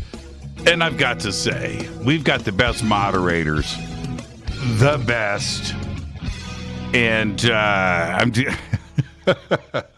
so, Mike, check this out. Zenzabil, one of our moderators in one of the chat rooms, just let me know that the area of the Alaskan Triangle is 186,883 square miles. Yeah, it's a pretty big chunk of land. I knew it was in the hundreds of thousands. But, thanks for looking that up. That's Zenzabil coming in strong. The big brain on Bill. Now, okay. So much talk and research has gone in to pyramids in Alaska. Now, I look at this from two ways, and I can't wait to get your input on this and what you have found out. First off, it's big. It's a big place. Second, it's covered in snow. And third, if we go back into deep time, there was probably a time when there wasn't snow. And there could have been a different culture that was living there. And there could have been a very significant land bridge and through plate tectonics and things. It was probably a completely different place. But this Alaskan pyramid is something that can't be ignored, can it? No, it can. You talked about the Dark Pyramid or the Black Pyramid. It goes by a couple of different names. Mm-hmm. And basically, this came about, this discovery, back in 1993. China was doing some nuclear testing. And, those shock waves emanated thousands of miles outward. And so during this time in Alaska, you had the basically the seismic activity come from the shock waves, and that's where they had basically detected under what was then Mount McKinley. They now call it Mount Denali. This massive pyramid that's more than twice the size of the Giza pyramid by what they were able to measure. And so this report aired on Anchorage Channel 13 at that time, and that was like the only time it was ever aired. Now, there was a guy, Doug Munchler, he was in the Army, working at Fort Richardson at the time, which is right there next to Elmendorf Air Force Base. In fact, they've combined the two now, so it's Joint Base Elmendorf-Richardson. And he wanted to know more about this report. Went down to the station because the report wasn't airing on any other affiliate. And to be clear, I'm going to interrupt. Sure. He saw it on television. He saw it on television. He saw it with his own eyeballs. With his own eyes. Right. Yeah. He sees it with his own eyes. He didn't hear about the report. He saw it and then ventures down to Channel 13. Yep, ventured down to Channel 13 after seeing it. And he had contacted, some others. Like, I guess he had talked to his dad. Hey, did you see the report? He's like, no, I wasn't watching that night, or whatever it was. But so he ventured down there to get more information on the report. And they completely denied ever even airing it. They said, no, we didn't air a segment on that. Completely denied it.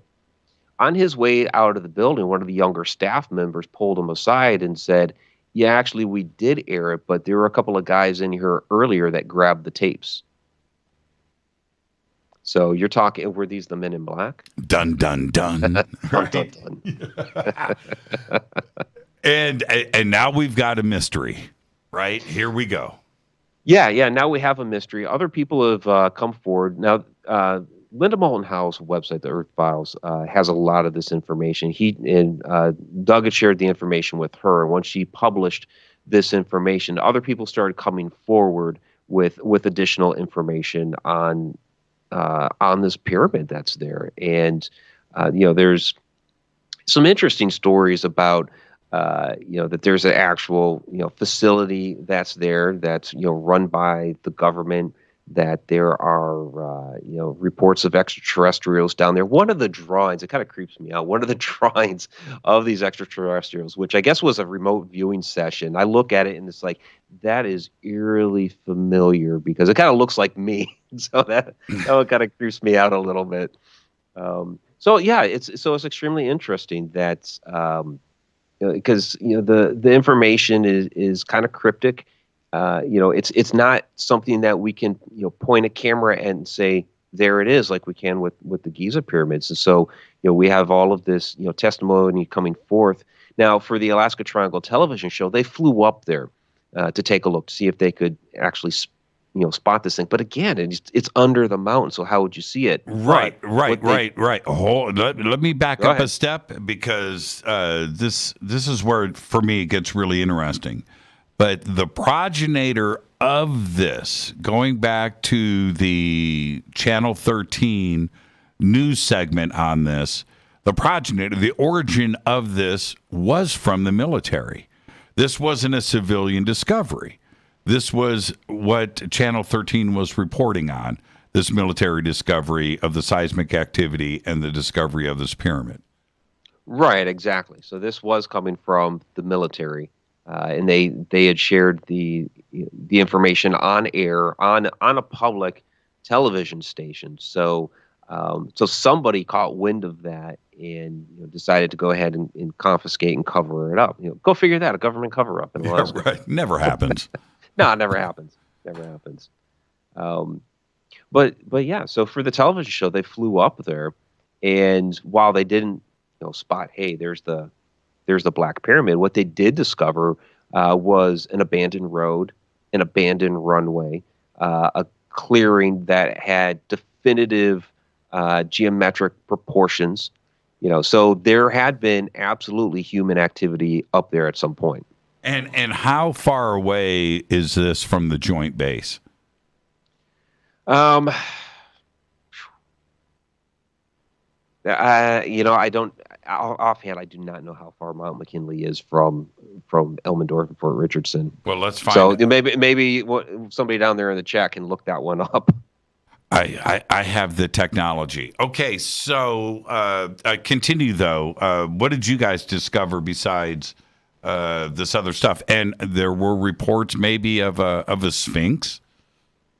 Yeah, the Sphinx is kind of interesting. You know, there's basically it's a rock structure that is, I mean, it's so ancient. I mean, there are people that make a case for it that that it could just be a natural rock formation, but you can make a case for it as well that no, this was carved by human hands, and over time, has become basically in disrepair.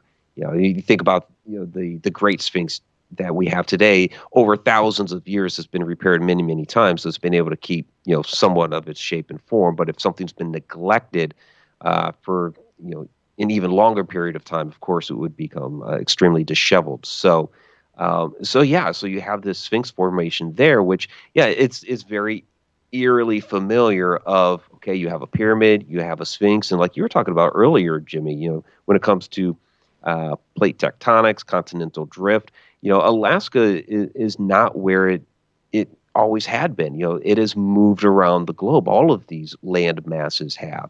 So, it's the Earth thousands of years ago is going to be, very different than it is today.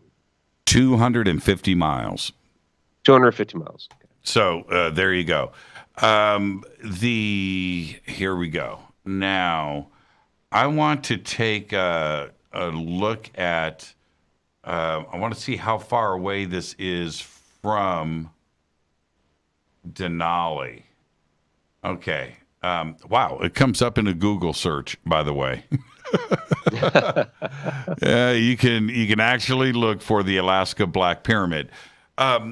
When we talk about time, I think that one of the first questions I had, and certainly Linda points a lot of this out, that we are talking about a pretty good chunk of time here, that it could be 100 million years old. These numbers have been thrown around. Yeah, the numbers are massive. You take a look at it, and people are will question that. Well, how can you talk about 100 million years old? Because humans are supposedly only been around for 200,000 years old. But then you look at some of these out of place artifacts that we have around the world, like the London hammer. Now that was discovered in Texas, not Alaska, but it's embedded. It's a hammer that is embedded in rock, and the handle has started to turn to coal, the wooden handle. And the number of years it would take for a wooden handle to start to turn to coal, numbers in the 400 millions. So if you're talking, 100, if human existence dates back that far, 400 million years, because you have this hammer that's kind of showing that, a pyramid at 100 million years starts to be a little bit more realistic. And what about when the talk started to come about the Sphinx? Now we're talking about a direct correlation to what may be happening over in Cairo and Giza. Does this enter into your way of thinking? Absolutely. The last chapter I have in the book is called Other Connections. And so I actually draw those connections from Alaska to Antarctica, also to Egypt, because you have some of these large pyramidal type structures down in Antarctica as well. They're much, much harder to get to, but we have aerial photography of it looks basically like your Black Pyramid, just instead of underground, there it is, out in the open. There have even been, some aerial photography of what looks like, very long and tall walls that could have been, perhaps fortifications for some sort of city down there in Antarctica. So if you're having these pyramids in Egypt, Alaska, Antarctica, well, now you're having a worldwide culture that expanded extremely far. And I'm going to throw out the A word. There's only, one culture I can think of from antiquity that would have that kind of reach, and that would be Atlantis. Right. Now, dropping the A word, not aliens. Yeah. Atlantis. But there's another, when we, and Linda points this out in her research, and I know that you've talked about this too, but 100 million years ago, Antarctica probably wasn't even where it is now. No, right, no, it wasn't. And it's the same thing with Alaska and the rest of the continents around the world. Things were in a different place. They were, and these land masses all move at different speeds too. So National Geographic, just a few years back, posted an article about Australia moving too quickly that GPS couldn't keep up. So, that's a modern article about a continent that we're very familiar with. So, yeah, where exactly was Antarctica? Where exactly was Alaska 100 million years ago? Definitely not where it is now. So they could be very, warmer climates, more easily accessible to cultures at that time. Absolutely. Now, what about Channel 13? Did the tape ever surface? Did other people come forward? Did anybody else speak about who confiscated these tapes? And were they told to stay quiet about it? Yeah, other people came forward and gave information to Linda about what they had discovered about the Black Pyramid. But as far as the tapes have gone missing. Nobody knows whatever happened to those tapes. Now, has the military ever spoke about having a base in that area? And if they did, why did they have it? Was it because of a vortex, of some kind of vortex, some kind of activity going on, and the reason to have something there to investigate and to research? Yeah, the military has not said that they've had a base or anything like that in that area. Now, they've had across Alaska, all kinds of bases, throughout the years. There was, some different, bases on islands when I was up there that are no longer in operation. So the military will open and close bases from time to time.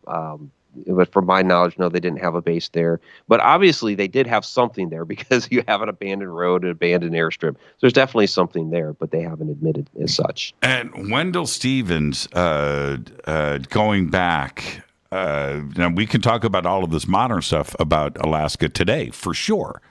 But Wendell Stevens talked about, he's no longer with us, about his time in the Air Force. And going up and landing on the ice where there were craft on the ice, and some of them with possibly getting water and drilling into the ice and extracting stuff from underneath the ice, where they filmed it, and then came back and would hand off the film canisters, to the mysterious guys waiting for them when they landed. And he doesn't know where the film went from there. But this type of activity has been going on with the military for decades. Yeah, absolutely. That's modus operandi really for the military. Yeah, where did those tapes go? Where did those films go? And they were in a vault somewhere. Somebody has them. At some point, some of that information will be leaked out. I think we'll get some inkling as to what has happened up there, but yeah, that is very status quo for the military. Let's hide everything. Now, do you think that this pyramid exists? That's the loaded question. I believe something's there. I don't know if it's as big, because we're going off of the seismic data as to how big it is, and that those readings. We're talking early 90s. We've developed better technology since then that would better size up exactly what was detected. So I believe something's there. I just don't know if it's as big as what is claimed. If it is that big, that's amazing. Now, is the pyramid under earth, or is it under ice and snow? It would be under rock. Yeah, under rock. Right. Yeah, because it's supposed to be under Mount Denali, so under the mountain. Right. It's not hidden. It's nothing that can be, melted, is what I'm getting at. No, it wouldn't be able to be melted. So if you think about that, basically a mountain has grown over top of it. How many hundreds of millions of years would it take to do that? So the aging of it if this is over 100 million years old, that makes some sense because you have these, large rock structures that have grown over the top of it. Yeah, that's what Linda's research has always pointed to. And what about Johnny Enoch? What did he bring to the table about the Black Pyramid? Johnny had a lot of that that kind of similar insight when it came to, like with the ETs, and he kind of affirmed a lot of the different things that Linda brought to the table on that. So Johnny brings a lot of that esoteric knowledge to the show, which is absolutely fascinating. So his insight comes, really with like ancient history and the UFO sightings. They had him doing a lot of real UFO research for the show. And the last episode before we get to the break here of the end of season 2, what night is the show airing? Yeah, that's Friday nights, 10 p.m. on the Travel Channel, or you can catch it streaming on Discovery Plus. It'll drop that morning on Discovery Plus. How have the ratings been, and is there going to be a season 3? I'd love there to be a season 3. It's been pretty good. I don't know precisely what the ratings are, but from all accounts, it's had a really good reception, and even more so with season 2. Like for the people that I heard from with season 1, they thought it was a interesting show. I had a little bit of chatter, but with season 2, it's been even more so. And how are you guys going to wrap up the last episode in season 3 or season 2? The last episode of season 2, they've gone out of order. So I think this is the. I think we're doing more Paranormal Activity with this one. And which is where I kind of want to wrap up on this, because we're going to jump into some other stuff when we come back after the break. The paranormal side, where we're talking about most people would relate to ghost, paranormal activity, as opposed to UFOs, aliens, ET, Bigfoot, cryptids. The paranormal side of this, is that also vortexes? Is that energy? And is it from ancient cultures? Yeah, it's definitely manifesting from that energy. So in these locations where you have that vortex energy, the paranormal activity is basically feeding off of that. So you're going to get more of the activity. You're going to get more sightings. You're going to have, in some of these, what we would call a ghost. It really ends up becoming, if you do some more investigation into it, a lot of times it's actually, something like a time slip or something where we're witnessing something from another dimension, but it looks like a ghost to us. So yeah, definitely in these locations, you're getting more, because of the heightened activity of the vortices, you're getting the heightened paranormal activity to go along with it. And what about orbs? Orbs. Well, some of my fellow investigators love them to death, but a lot of times they'll show me a photograph and, it's a dust orb. But you do get legitimate illuminated balls of light at some of these locations. And so when you have a true orb, an illuminated ball of light that has its own energy, self-manifesting ball like that, places like the Alaska Triangle, these other triangle areas around the world will get more of that, because the energy that you're getting from the vortice is basically supercharging a little ball of energy into something that's even bigger. Have you seen an orb yourself? I have. Real legitimate orb. Legitimate, yeah. I have a fantastic photo of one. It was at Black Bear Church out in the middle of nowhere in Oklahoma. It's an abandoned church, and just walking in, there is this ball of light. You sent me the picture of that. Have I? Okay. Yes. No, that was legit. It was legit. Mean, that was crazy. That was during the day too. Actually, that one was at night. Oh, I thought that have I sent you one during the day? I thought you sent me something during the day. But this is the thing. I dismissed orbs for years. I really did, and I had an excuse for each one, dust, whatever. Yeah. And I would get tons of pictures. And every time I bring them up, like right now, I will go to my email, and there's some orb pictures being sent in from somebody. Great, fantastic. I just dismissed until I saw my first and only orb But that was a game changer, man. That was, and I remember, you know what came out of my mouth? You mean this bleep is real? I said it out loud in front of, I mean, I just couldn't believe, I was rubbing my eyes. I really thought I was hallucinating. It was crazy. And mine was 2D. Mine wasn't 3D. Interesting. Mine was flat, like a 40-foot quarter. Yeah. Wow. Okay.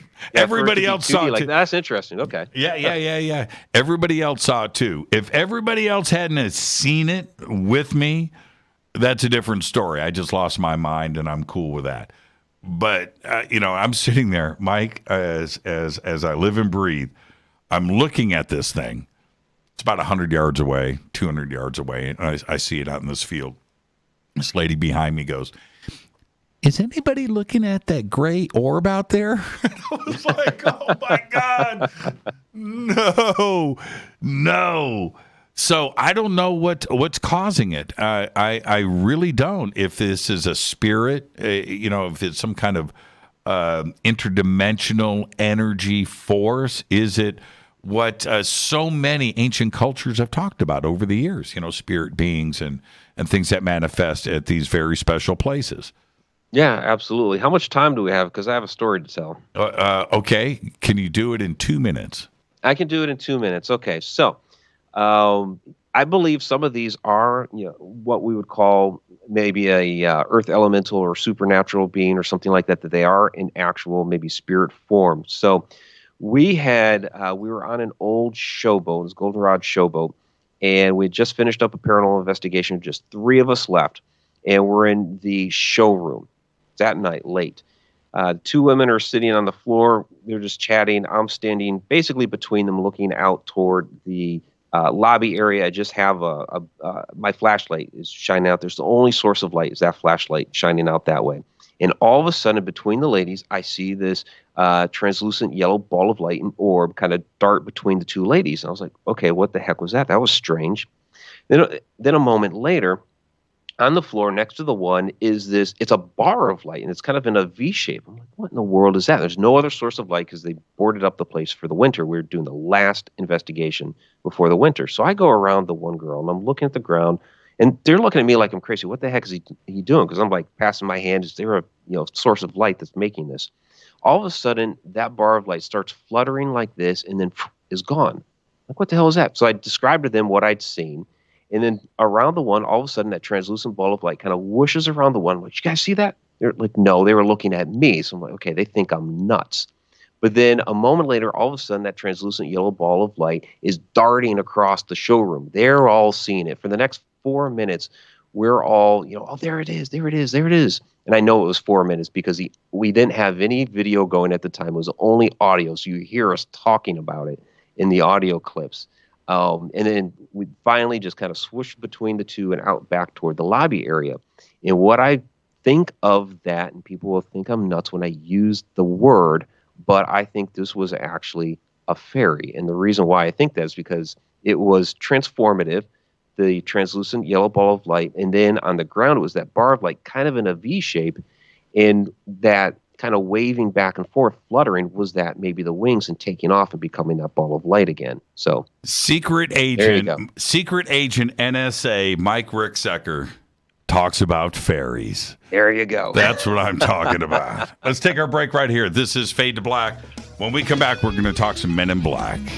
Mike Ricksecker is our guest. That's right. I said it. NSA, Secret Agent 007. We'll be right back. This is Fade to Black.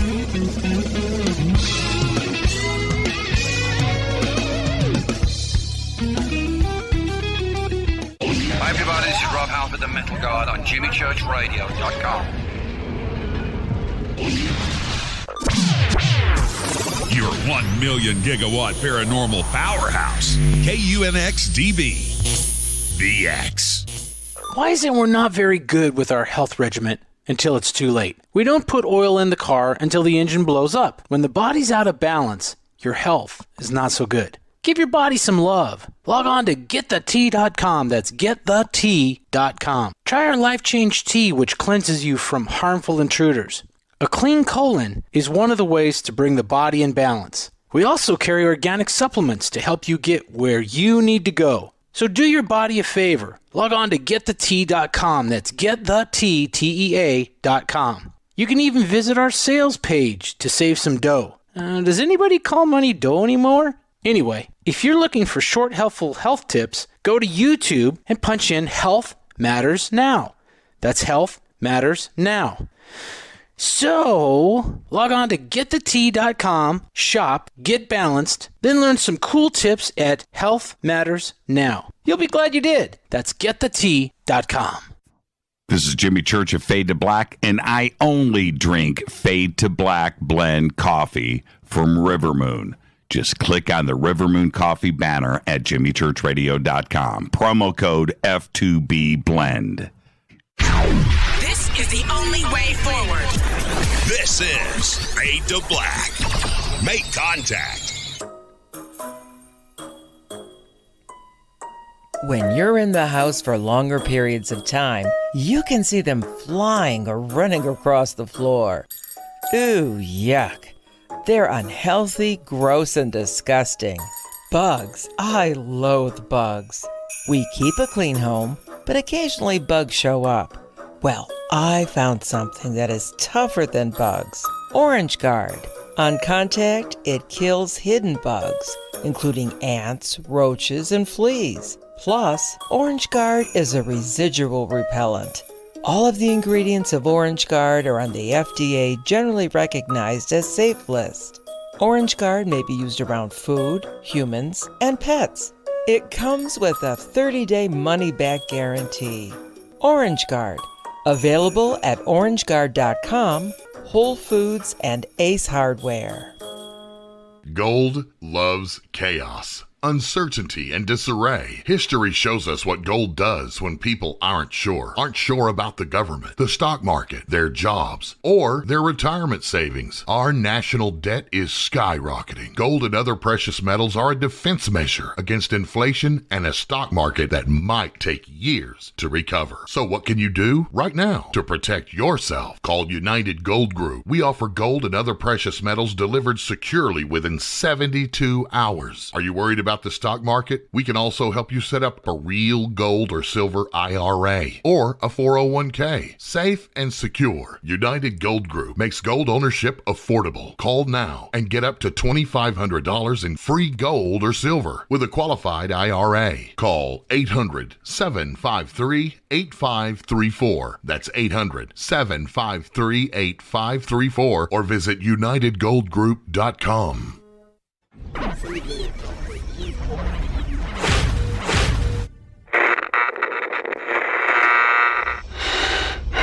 You want to know a secret? I love ponies. I really love ponies. I'm serious. I couldn't stay sane without ponies to brush. Why Fade to Black? Because you never got that pony, damn it. This is Fade to Black with Jimmy Church on the Game Changer Radio Network.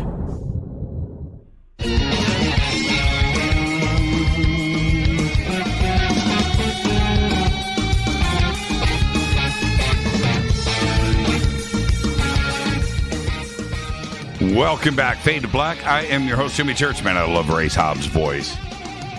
Race Hobbs. One day, I'm going to grow up. I'm going to be like Race Hobbs. I'm your host, Jimmy Church. This is Fade to Black. Our guest tonight, Mike Ricksecker.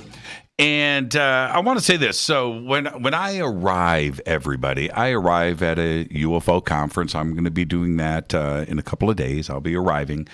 And I like to, kind of stroll in and take a look around and spot the Fed. That's my thing. I got to spot the Fed. And I look around, and then I see somebody. I go, there's a Fed. And then it's you, Mike. Oh, it's Mike Ricksecker, of course. Of course. I was wearing a black suit. Yes, he's here. He is accounted for. Do you ever look at yourself as a man in black? Now, I'm being serious. I'm being very serious. I know you are. I know. And I was hoping we would have had more time together when we were there in Laughlin, because I wanted to tell you the stories over, a couple of beers or whatever. But, we didn't have a whole lot of time. Do I view myself as a man in black? Because I talk about it from time to time, very briefly on my show. And so there is kind of the, kind of running, it's almost like a running joke that, I was once a man in black. I worked at NSA for a couple of years. And there were times that, yes, I had to don the black suit. So, but it wasn't necessarily as your classic man in black. But I'll tell you, Jimmy, exactly what was going on. So my job primarily while I was there, I was a computer guy, still am a computer guy. So for our division, I was basically systems admin, network administration, that sort of thing. And it basically for the spies. I wasn't the spy myself, but we supported them. And there were times that we had to go off-site, off the main NSA campus, to some undisclosed location. And what can I ask? What? Yeah. When you say NSA campus in Virginia, in D.C.? No, we're talking Fort Meade. Fort Meade, yeah. Oh, Fort Meade, Maryland. Right. Okay. Yeah, the four main buildings there that are together at Fort Meade. So I was in the old ops building, but they're all connected together. So yeah, sometimes we would have to leave the building to support an offsite location, and these locations were hidden in plain sight. So they might be in a small office strip mall or something like that, look kind of out of the way because they didn't want it to be too obvious. But they would set up basically a front, there would be a little reception area with a girl sitting at a desk.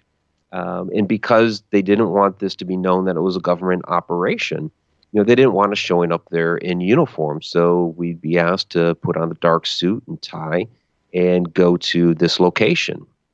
And we would sign in, we'd show our credentials, we'd sign in, the woman would buzz us through a door.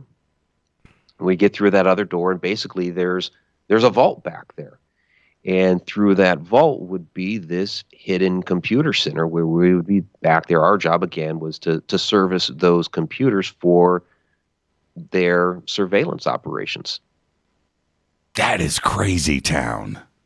I mean, that's crazy town stuff. I mean, seriously. And this, in plain sight, would you classify that? Yeah, it was in plain sight. Because, wow. Like I said, you're talking, like a little office strip mall or something like that. Yeah, it's totally hidden in plain sight. Oh, man. Did you, were you there when Edward Snowden was running around? I was before Snowden. So our friend Sid Goldberg asked me a little bit about that at Laughlin. And I basically told him that what Snowden was doing was essentially what we were doing, but on crack. Because, they were doing all kinds of crazy video surveillance and stuff like that. Ours was audio. And how, okay. Let's speak in hypotheticals. Okay, wink, wink. And if you can't answer, just hit the desk once for no, twice for yes. Okay? Yeah, because there's some things I can't say. Otherwise, in 3 minutes, they're going to be outside of the door. They're going to be here, too, as well. I'm sure. So a show like this, for instance, it's one thing that we know about what's been going on, with cell phone surveillance, right? Okay, that's been out in the public. Allegedly, it no longer continues. Whatever. Okay, we have to assume that it does, and I kind of feel better that it does go down. Anyway, sue me. Don't send emails. But a show like this and other broadcasts, is that monitored? And if it is it done through machine learning? Is it being scrubbed by algorithms? Or are there actual human beings listening? Yes to all of the above. It can be.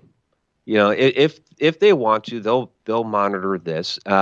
These days, again, I was involved 25 years ago. The technology that's come out in 25 years is crazy town. So I can only speak from what we were doing back then. And it was basically, if they wanted to, they could. It was a matter of choice, making the decision. This is who we're going to tune into and listen to. Now, behind the scenes, they would make those decisions of who we're actually going to listen to and tune into, and they would have whatever algorithms that they use to be able to filter that out.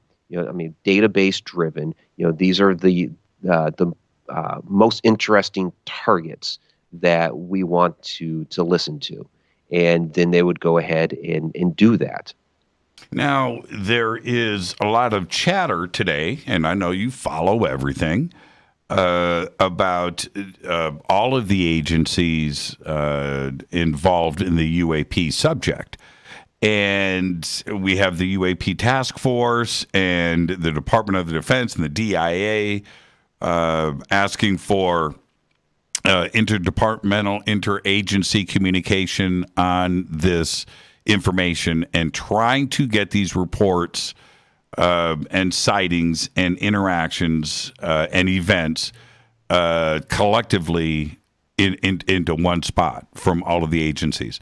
Was there, when you were there, was there a UFO? It wasn't UAP back then, but was there an interest in the UFO subject?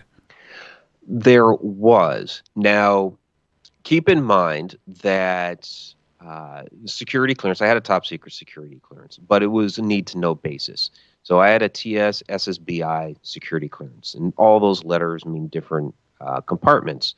So while my clearance would have allowed me into different compartments, I still had to have a need to know to be able to get into those different compartments. And my need to know usually came down to, is there some computer I need to fix or administrate or what have you? So I could see kind of the periphery, like, okay, I see that something is going on here. There is an interest in UFOs and extraterrestrial activity, but I could not get in there to see what those details would be. And if you were going to make, again, we're speaking in hypotheticals, is this an interest in media chatter, or is this an interest, do you think, in military activity or something else? This was basically, it was not media chatter. So this wasn't like disinformation or anything like that. This was actual, research into UFO phenomena. Wow. And when you take the time to look back, what do you think was going on? Was the NSA in contact with ET? I mean, it would be purely speculative because, again, I couldn't see into those files or into that information. All I could really see was that they are at least they've at least set aside personnel, staffing, a department, and that sort of thing for research into UFO activity, and that's really all I could see. Now, you had asked about other things like the media, and there may have been that too. I didn't see that there. It was, for the UFO research. Does this surprise you, especially what you know now? Well, not at all.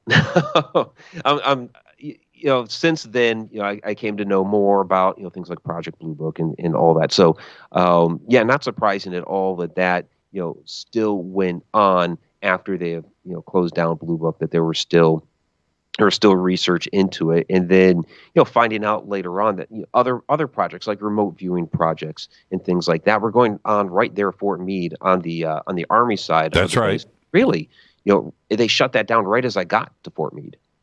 Very interesting. Now, I could continue. I'm going to probably make some people angry right now by not continuing this line of questioning, but we've only got so much time.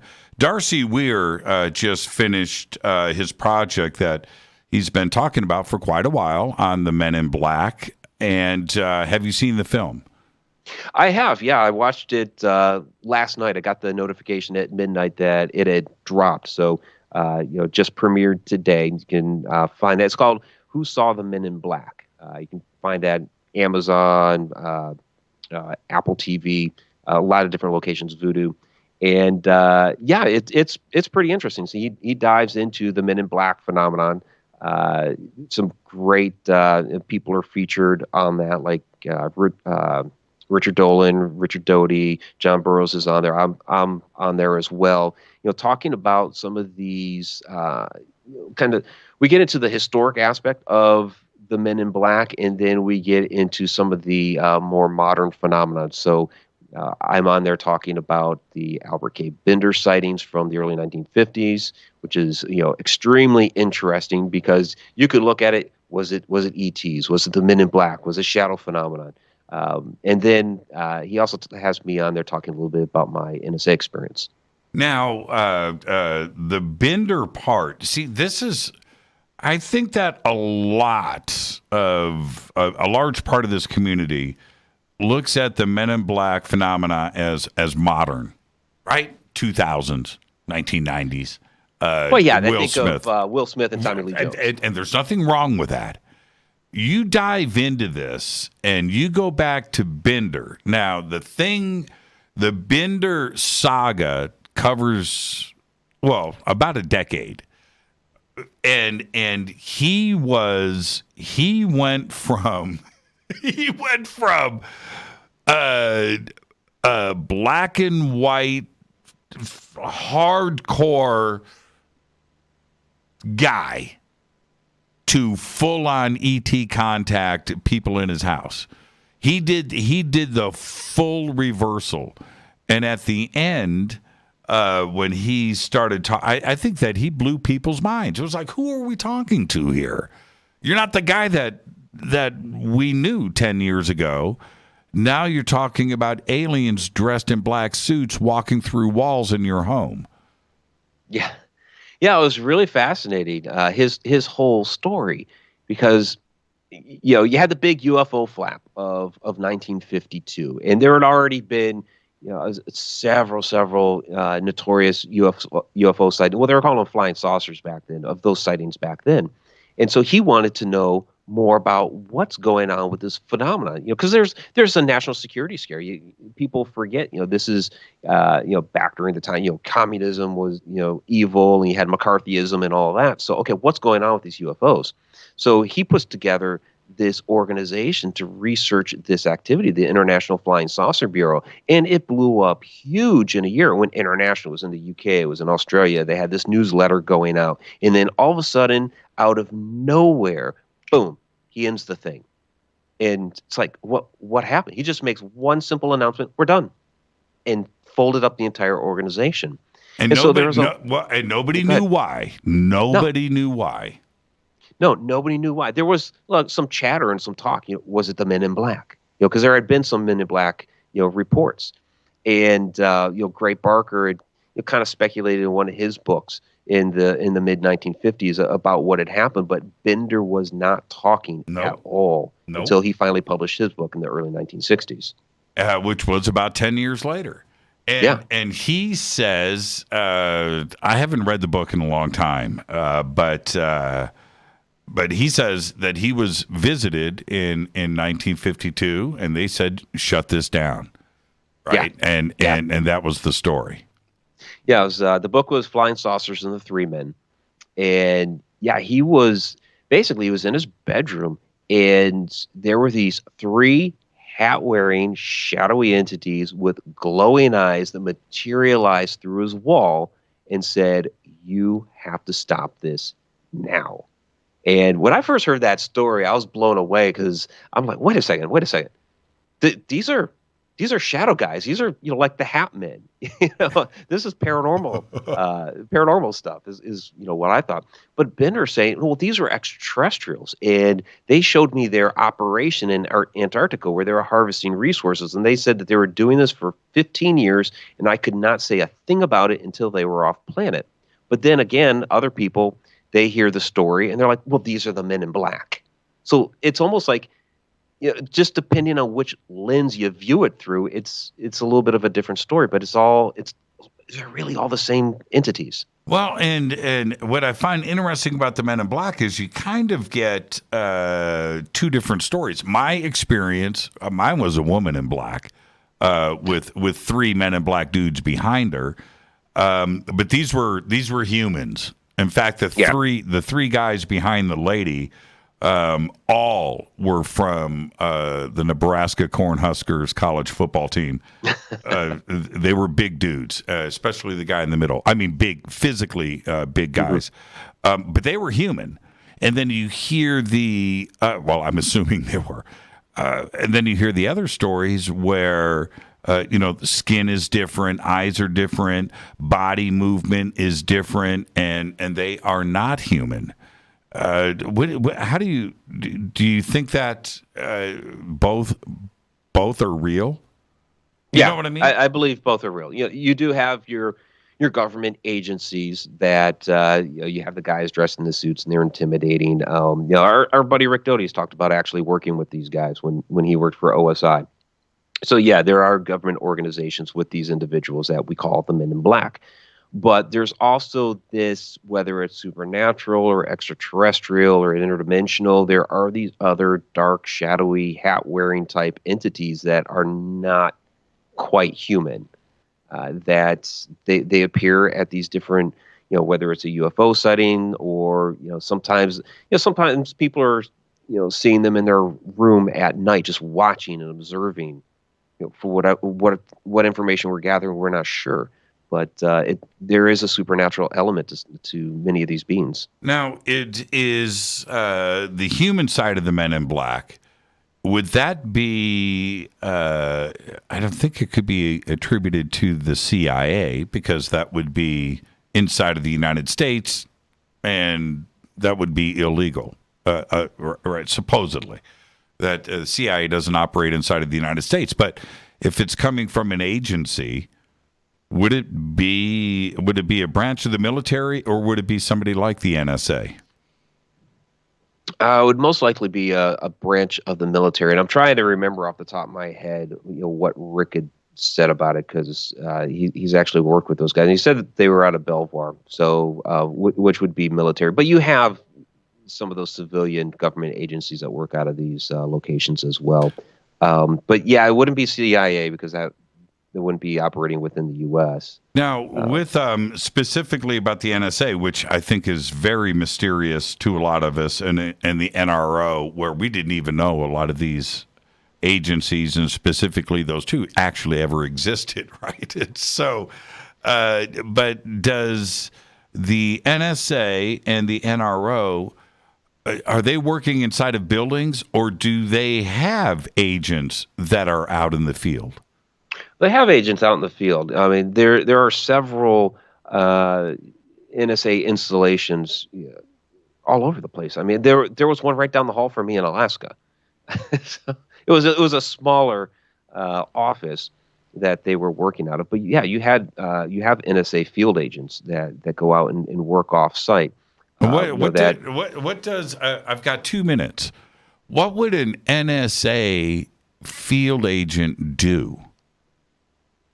I mean, it depends on their assignment. So, most of them that I worked with when I was actually at the headquarters and had to go off site, most of them were surveillance. You'll have other ones that are, intelligence gathering. I mean, that's a lot of what it is. It's intelligence gathering is what they classify it as. So a field agent up in Alaska, I mean, you have to think at that point, we're kind of close to Russia up there. So that may have been more of what their targets were. Very interesting. That's speculation. Very, very interesting. What are you working on now? What am I working on now? Besides everything. I just got done with the Alaska's Mysterious Jungle, but really I'm trying to gather myself together for all my projects that are going on next year, because we have the Ireland tour in the summer.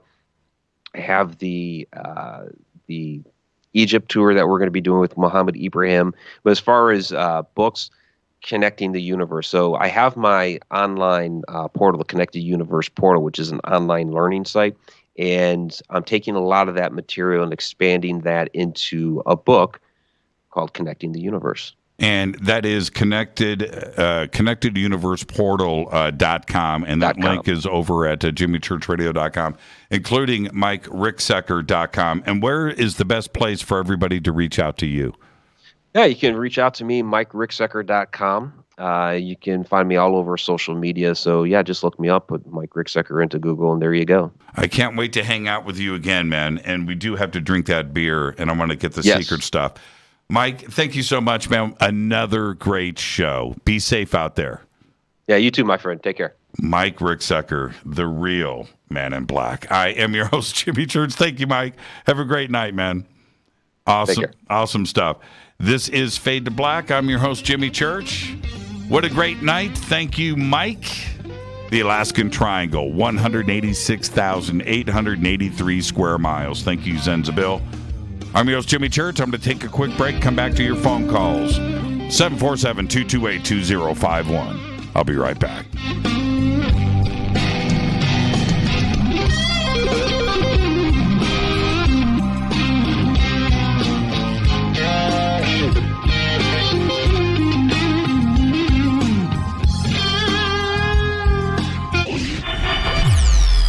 You're listening to Jimmy Church and Fade to Black on the X.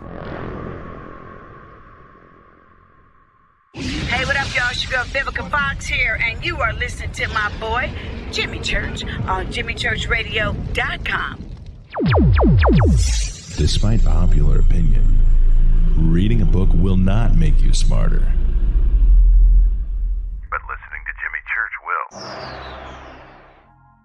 This is Jimmy Church of Fade to Black, and I take Life Change Tea supplements every single day. It's what I do. Click on their banner at jimmychurchradio.com.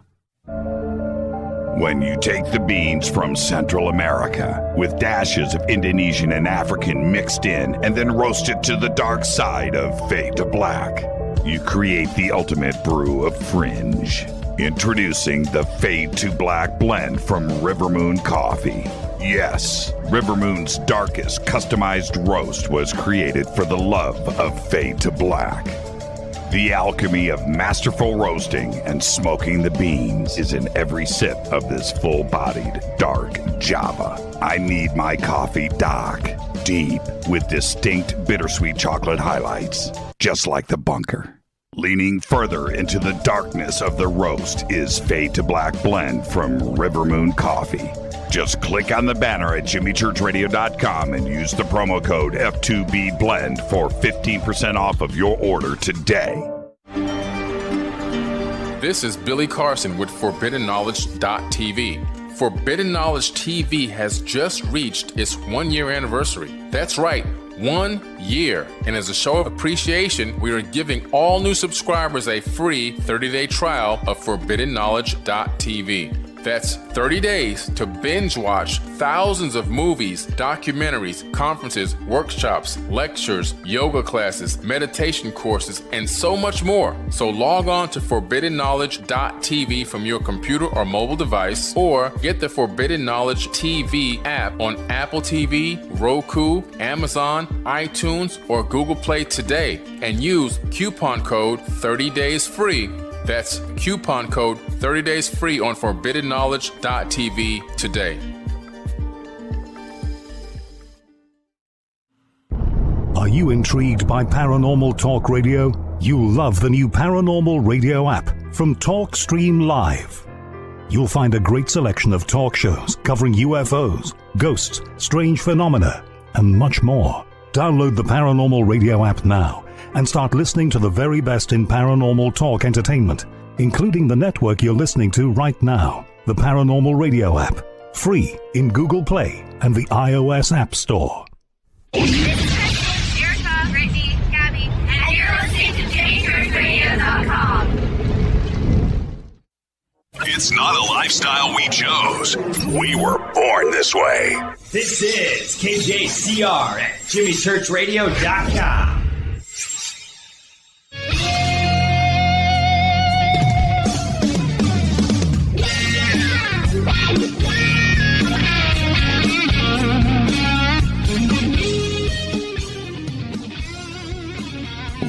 Welcome back. Fade to Black. I'm your host, Jimmy Church. All right. Yeah, my throat held up pretty good tonight. Got to drink more water.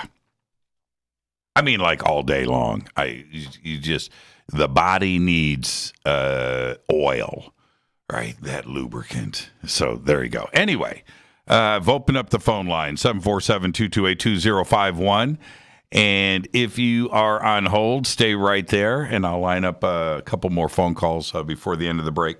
Couple of interesting takeaways. I want to thank Mike Ricksecker for coming in. A couple of interesting takeaways tonight. When you jump into the NSA, the agencies, and their investigation into this phenomena, I am convinced that they have a general interest in what is going on. And to hear it from him, this is the thing about Mike. He's got that look. He really does. And I am sure, right? He's going through the interview. Yeah, well, you look the part, so we'll find a place for you here, but you've got the right image. And that's Mike. And he is so intelligent and so smart. And for him to be a part of this community and applying that mindset to the paranormal and the supernatural and certainly UFOs and history, it's amazing to hear him go through all of that. And I just dropped 2 calls, and I apologize for that. That was strange.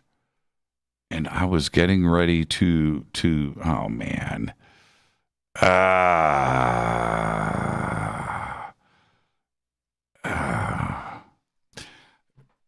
was getting ready to and okay, I've restarted the software. 747-228-2051. I apologize for that. I don't know if that was me or what that was. But there go the open lines right there. Oof. And okay, so going back, this is where my mind was going. I'll wait for this to cycle. I'll wait for this to cycle back through.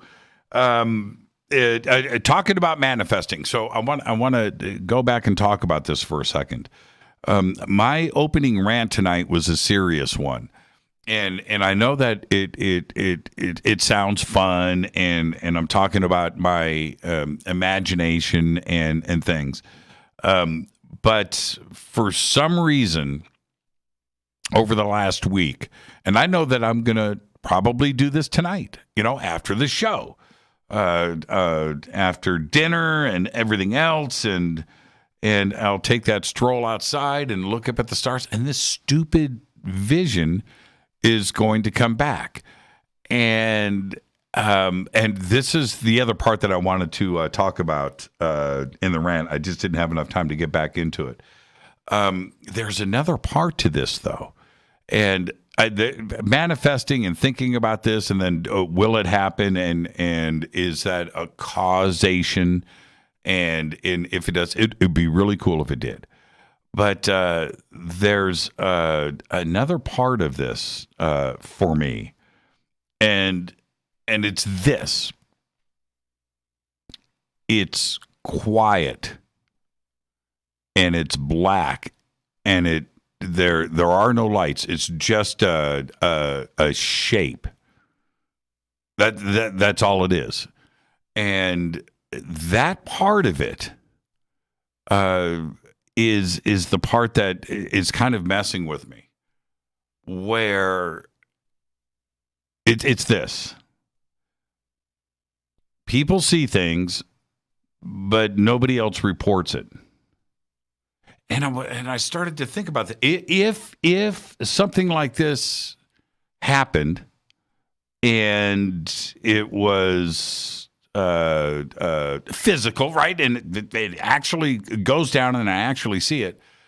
And then you wonder why. And this particular, I want to put this into words correctly.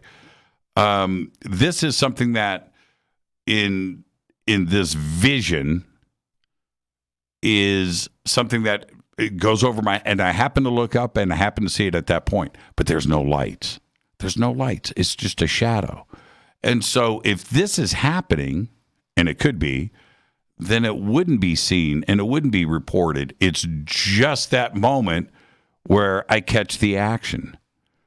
And that's the part with this where I'm just wondering, what if, right? Now, the other side is, could I think that it's real? Right?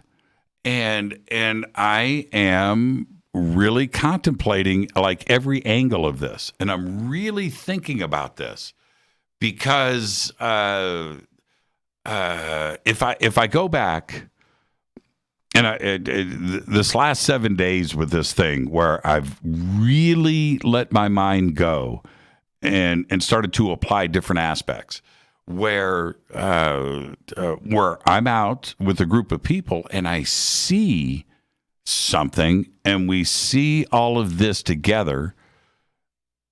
Is it collectively, and we're going back to EM and the connected universe, is this something that is maybe not necessarily physical in front of us? And is this something that we all in an interconnected sense, all see the same thing, but it isn't necessarily physical?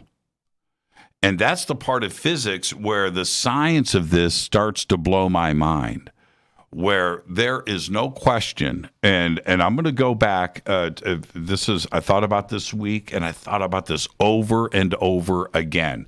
I don't talk about this much on the show, but there was a single event that happened with a group of us. I'm going to say comfortably 100, 150 of us are out in Joshua Tree. And we're all looking up at the sky at the same time. And no night vision. I mean, I had night vision in my hand, but what we saw was just in the sky. And that was the Zorro Z. Now, the Zorro Z lasted about 5 seconds, maybe 4, maybe even 3. And, okay, hold on for a second. Okay, now the software is running. Wow, that was weird. It was on, it switched to red. I'm back to green. Lines are open. Is this the Zorro Z? I'm looking at the camera and my green turned green right here. Anyway, the Zorro Z. This was aquamarine. I don't have a better way to describe the color of blue or green. It was like in between blue and green.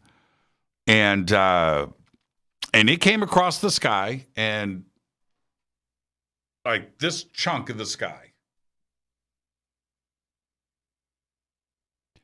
It came from my right, looking up, and it sputtered and came across, stopped, zigged down, and then continued to the left, and then sputtered out, and then flashed, and then was gone.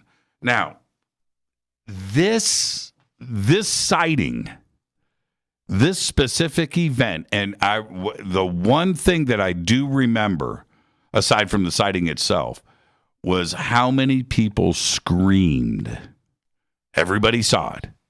And the oohs and the ahs and the screams. I screamed. It was nuts. But physically, this isn't a plane. This isn't a meteor.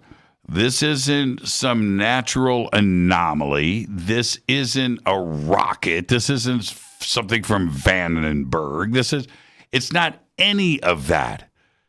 This was a green thing that sputtered, lit up, and the entire event was this fast. It went. So what is that, 2-3 seconds? In front of everybody. That's a difficult thing to explain. Now, could it be real, physical, real craft, real thing showing up for us, which is what I had concluded in my own mind's eye. That was a craft that showed up for us, winked at us, said, hello, we're here, we're doing this for you. There's all this positive energy. Everybody was great. We wanted to see something, and bam, this thing happens in the sky. It was real. It happened. Plenty of witnesses, and it was amazing. Or was it something that we just collectively saw in our mind's eye? Right? That it was manifested. That and we all saw the same thing. Assuming it was real because we all saw it, we all reacted at the same time. I don't know. And this goes back to what I'm talking about with physics and interdimensionality and the connected hive mind situation. Because this thing that happened with all of us, and you have to listen to my words very carefully, it happened. The event was real. It was right there, and I can still see it perfectly, and it was unbelievable. You don't look up in the sky and see something like this ever, and it happened for all of us at the same time. I can't explain it. So if we go one step further and we say, okay, this is ET, I don't think this is any government program or Tic-Tac, secret access program. No, not with this kind of flight characteristics and what this thing did in the sky. No. E.T. Was that E.T.? Right?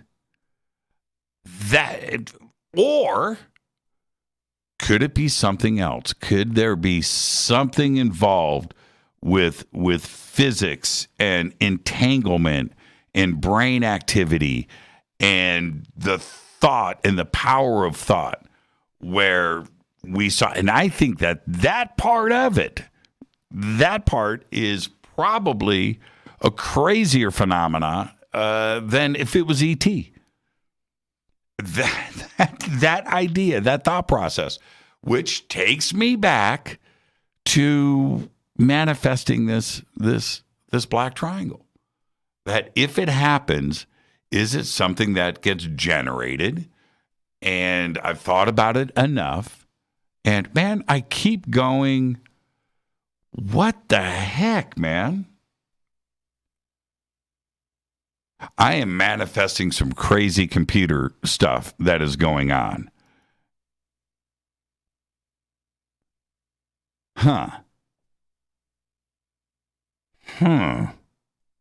My phone system is just whack. My phone system is whack. I'm watching it change from green to yellow. From green to yellow to red, which is off, not available, and available. All right, those are the three. And it's literally cycling through. I wish I could take the camera and move it around so you could see what's going on here. And I'm going to sign out. And I want to take some calls. And I know that there's calls coming in. Okay, I'm trying this one more time. Man, this is just messed up. But so going back to this manifesting part with okay, now it's working. The shark is working, and it's red. Okay, I'm wondering what everybody's hearing. Hi, you're live on Fade to Black. Who's calling? Hey, Jimmy, this is Dave. Dave, what are you hearing when you call in? I just called in like a second ago because I think my guides are messing up your keyboard there and telling me to jump in. Yeah, well, I mean, because right now it's red. It shouldn't even be working according to my software here. But you got through, and I grabbed it as quick as I could. That's the topic. So manifesting, I'm very interested in this. And when and I don't want to sound like the crazy cat lady, right? I don't want to be that person, but it seems that if I go back to a month ago when this strange paranormal poltergeist activity started to happen around here, I think I gave it the okay. Right? Where there was the first little signal, and I was like, okay, cool. Right? And then you're manifesting it. Is that technically what's going on? Am I thinking the right way? Well, it depends. What exactly does it mean to have something manifest? Now, to have something manifest means that out of all the probabilities and all of the multiple multiverses that are going on in the now, which one manifests in, and this is the big one, your reality tunnel? Because I've been thinking about a lot of this, and a lot of your guests have mentioned things about consciousness and things of that regard. So how do you wallpaper your reality tunnel? Well, that's, what the things you put up, so to speak, in your reality tunnel are what is going to start to manifest, or points from the ether will connect into your consciousness and manifest as phenomena. Right.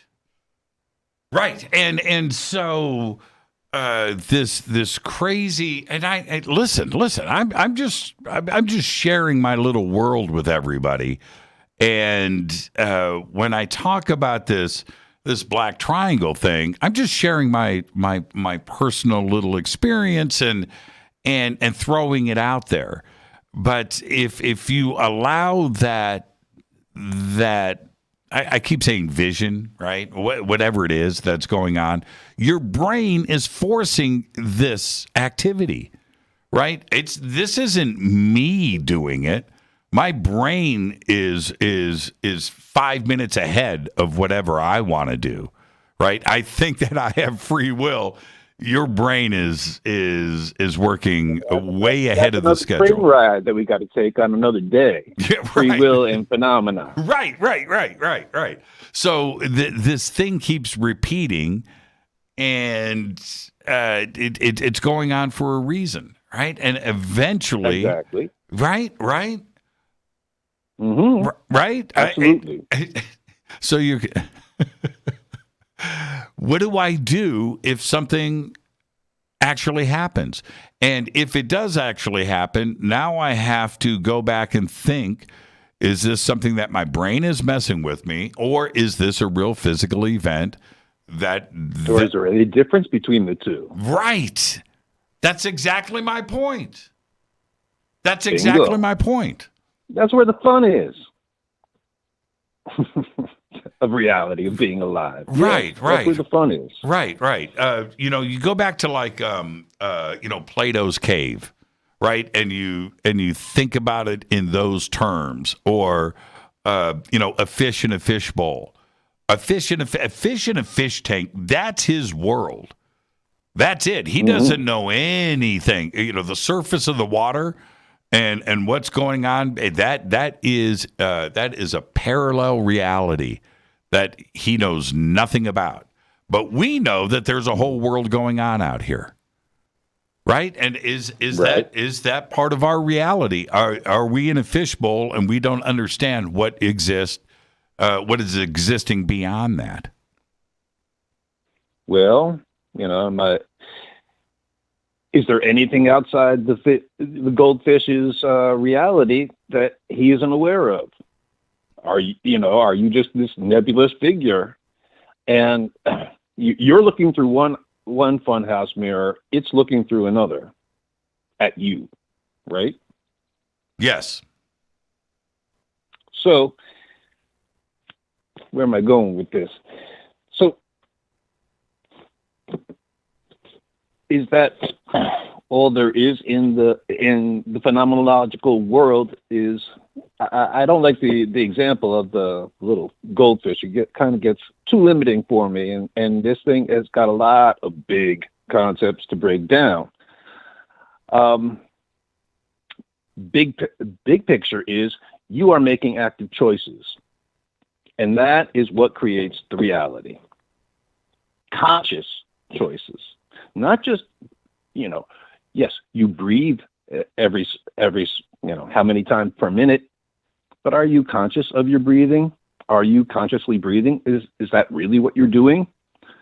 Same thing with our daily habits and everything. When you make a conscious choice, and it has to, it does take something a little bit more out of the average of your just day-to-day reacting to the world around you. When you make a conscious choice, then bing, that's where the magic takes place.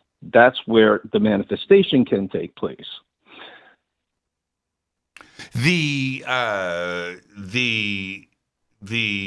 that part of why you can have a group of people that all see paranormal activity and describe it differently? That it may not necessarily have been a physical reality, but a manifested reality that is entangled amongst different brains. And they don't see the exact same thing. That green Zorro Z I talked about earlier, I was talking with somebody later, a few minutes later after this happened. We were all excited, and it was all great. And this person saw the Z zag up, not down. Right? Now, and I was like, no, it went fuck. I mean, I saw it. And the person standing directly next to me saw the exact same thing. I talked to somebody a few minutes later, and they insisted that it zigged up. Now, what's going on here? Did we see the same thing? Obviously we saw the same event, but saw it opposite. Well, what is the phenomena that you're seeing? I like to couch it in terms of Jungian psychology, and term it as something numinous. Now, something numinous is something that is powerful, that has I would call it a spiritual component, but a non-physical component. So when something manifests in the numinous arena, to one person, it might manifest as a ghost. To another person, it might be a fairy. To another person, it might be a man in black or a shadow person or E.T. But it's all the same thing. Right. In a certain perspective. It's all the same. Yeah. It's such a fascinating subject to me. How that manifests in each person's, reality tunnel, right, is based on their choices. And what do you put up as wallpaper? What is on your radar? What do you put up on your radar? And what you put up on your radar is adding conscious intention to what you want to see come through. It's such a fascinating subject. And I can go much deeper than this. Well, we're only scratching the surface. Well, but this is for me where it gets just a little bit nuts. That's where the fun is. Right. When you go and read the mainstream physicist and their research, go and just check out what they are doing. It is exactly what we're talking about right now. They think they're working on math, and they are trying to prove the existence of something else that is happening in nature, in the world of physics, right? And you just read it, and it is exactly what we're talking about right now. And it's right there, man. If these algorithms start to complete themselves, right? And this moves into a laboratory setting, and they're starting to repeat this. Everything that you and I are talking about right now, and these things are going to freak some people out if the physicists get their way. I'm being very serious, Dave. Very serious right now. Most definitely. Most definitely. It is going to,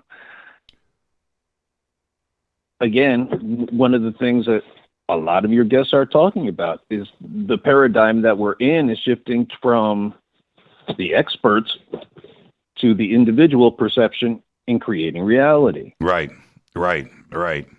And yes, the physicists are getting on board, and they're doing some, work that I find fascinating and I wish I could understand more of. But yes, it's showing that, what the ancients have been telling us for 40, 50, 100 million years, that our thoughts, actions, and our words lead to manifestation. Now, it isn't as easy as wishful thinking. That's the problem. Right. It isn't as easy as wishing on a star to make something happen. That's right. Two different things. And now, but okay, if you go do ahead. something like, if you wanted to, say, communicate with ghosts, take a statue of Casper, put a candle, put a little liquor, put a little water, put a little candy. Change it every day. See what happens. And that's why chaos magic. Yeah, that's right. That's why I said earlier in my rant, if I come back with a black triangle sighting that is anywhere close to what I have described, that's why I chose to go public with this. Just call my BS. Just call it BS, man. Because if this manifests and this turns into a reality, I don't know if my mind can accept it. I'd rather just have it be my magic. Yeah, that's right. Hey, Dave, man, behave and be well. We'll see you tomorrow night right here for Fader Night. Thank you so much. Absolutely. We'll continue. Peace. You're the best. That is Dave at Large right there. Dave at Large. He's back. He is back. What a great Fader Night tonight. Or Fader Night. What a great show tonight with Mike Ricksecker. I'm serious, man. Spot the Fed. Spot the Fed with Mike. And his websites and everything for him, MikeRicksecker.com and ConnectedUniversePortal.com are right there at JimmyChurchRadio.com. What a great show tonight. Tomorrow night is going to be Fader Nights. No Fader Night on Thursday. I'm going to be on the road. Fade to Black is produced by Hilton J. Palm, Renee, Dennis, and Kevin. Announcers are Steve Harder, Gene Vito, and Mark D. Kovar. Webmaster is Drew the Geek. Music, Doug Aldridge. Intro, Spaceboy, SpaceboyMusic.com. Fade to Black is produced by KJCR for the Game Changer Network. This broadcast owned and copyrighted 2021 by Fade to Black and the Game Changer Network, Inc. It cannot be rebroadcast, downloaded, copied, or used anywhere in the known universe without written permission from Fade to Black of the Game Changer Network. I'm your host, Jimmy Church. I'll see everybody tomorrow night for Fader Night. Until then, be safe. It's time to fade to black.